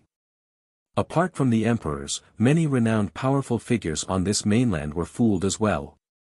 They were ultimately riled up at this moment and vented all their anger on everyone in the Dragon Court sect. Don't let them escape. Capture everyone in the Dragon Court sect and those fake believers that were in collusion with them. An emperor bellowed, and the Dragon Court sect ambassadors who attempted to use this opportunity to flee knew that there was trouble. There were many believers, including many powerful figures. The Dragon Court sect had been deceiving everyone with a cover-up and did not have any real abilities. In no time, everyone from the Dragon Court sect on the floating island was captured by the infuriated believers. After tying all of them up, they were thrown into an empty palace in a corner of the floating island. Yet, even after doing so, the masses' anger of being fooled did not dissipate. The Dragon Court sect's prestige had been established in this mainland for a long time, and all emperors and powerful figures fought to be the most faithful believer. But now, the entire Dragon Court sect was a scam. If this news was spread out, how could these emperors and powerful figures face the world? Did they have to tell everyone in the world that they were a bunch of blind fools? Such humiliation could not be erased even if they killed the entire Dragon Court sect. Yet, after venting their anger, everyone seemed to have lost their mainstay as shame, and resentment was written all over their faces. Yi Qingtang watched the chaos on the white tiger's back. After exposing the Dragon Court sect's pretense, she did not say anything further and watched everything silently as though all of that had nothing to do with her. Immortal Su, it is all thanks to you today. The Dragon Court sect behaved tyrannically on our mainland for such a long time and deceived plenty of people. It is fortunate that you are here to expose their schemes. The Yuan Emperor looked at Yi Qingtang with reverence and admiration. I have long suspected that there was something fishy with this Dragon Court sect, thus, I did not get too close to them all this time. I am here because I knew that you would definitely be able to tell their trickery with your sharp eyes, Immortal Su. The Yuan Emperor was relatively joyous, and his words were more than sweet.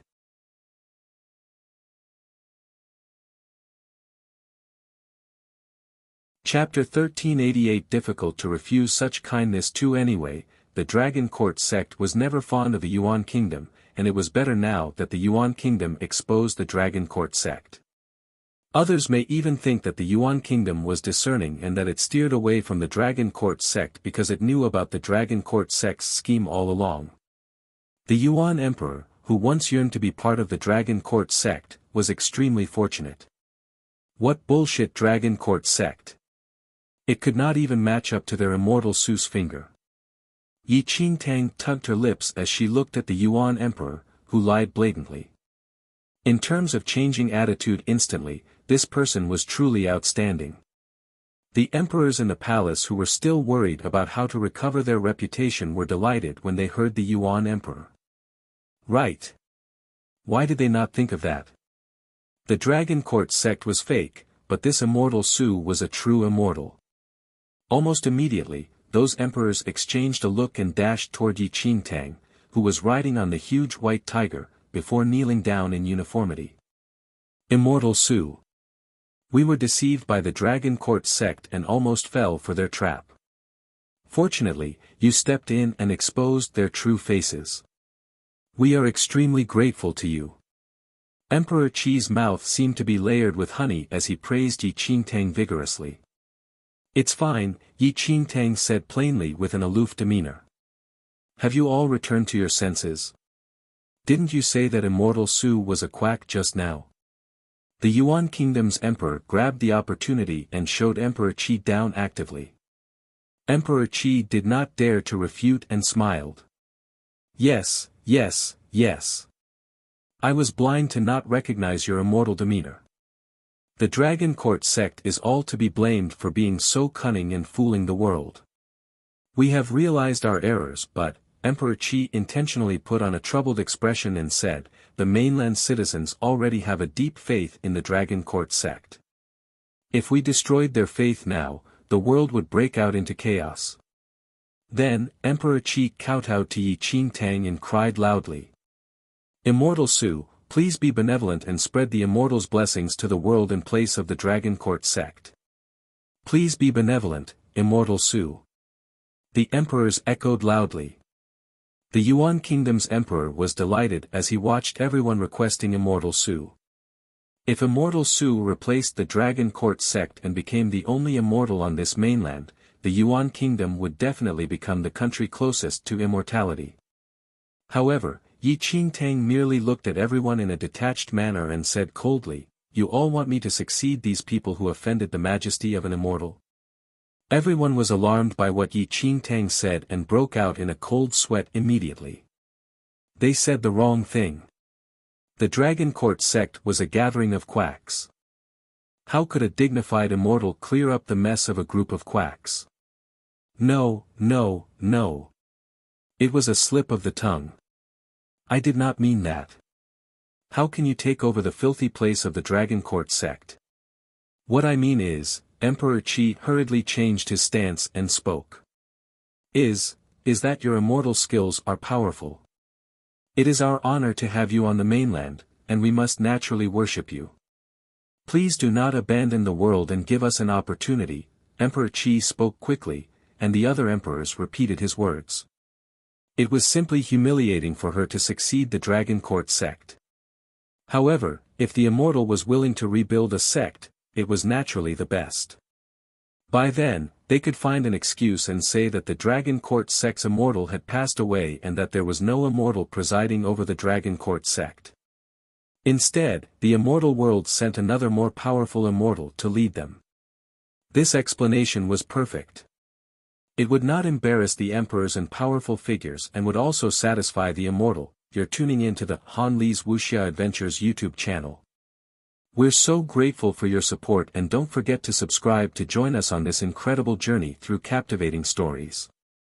Your generosity through donations truly makes a world of difference, as it's the primary source of revenue that allows me to expand and enhance this channel for you.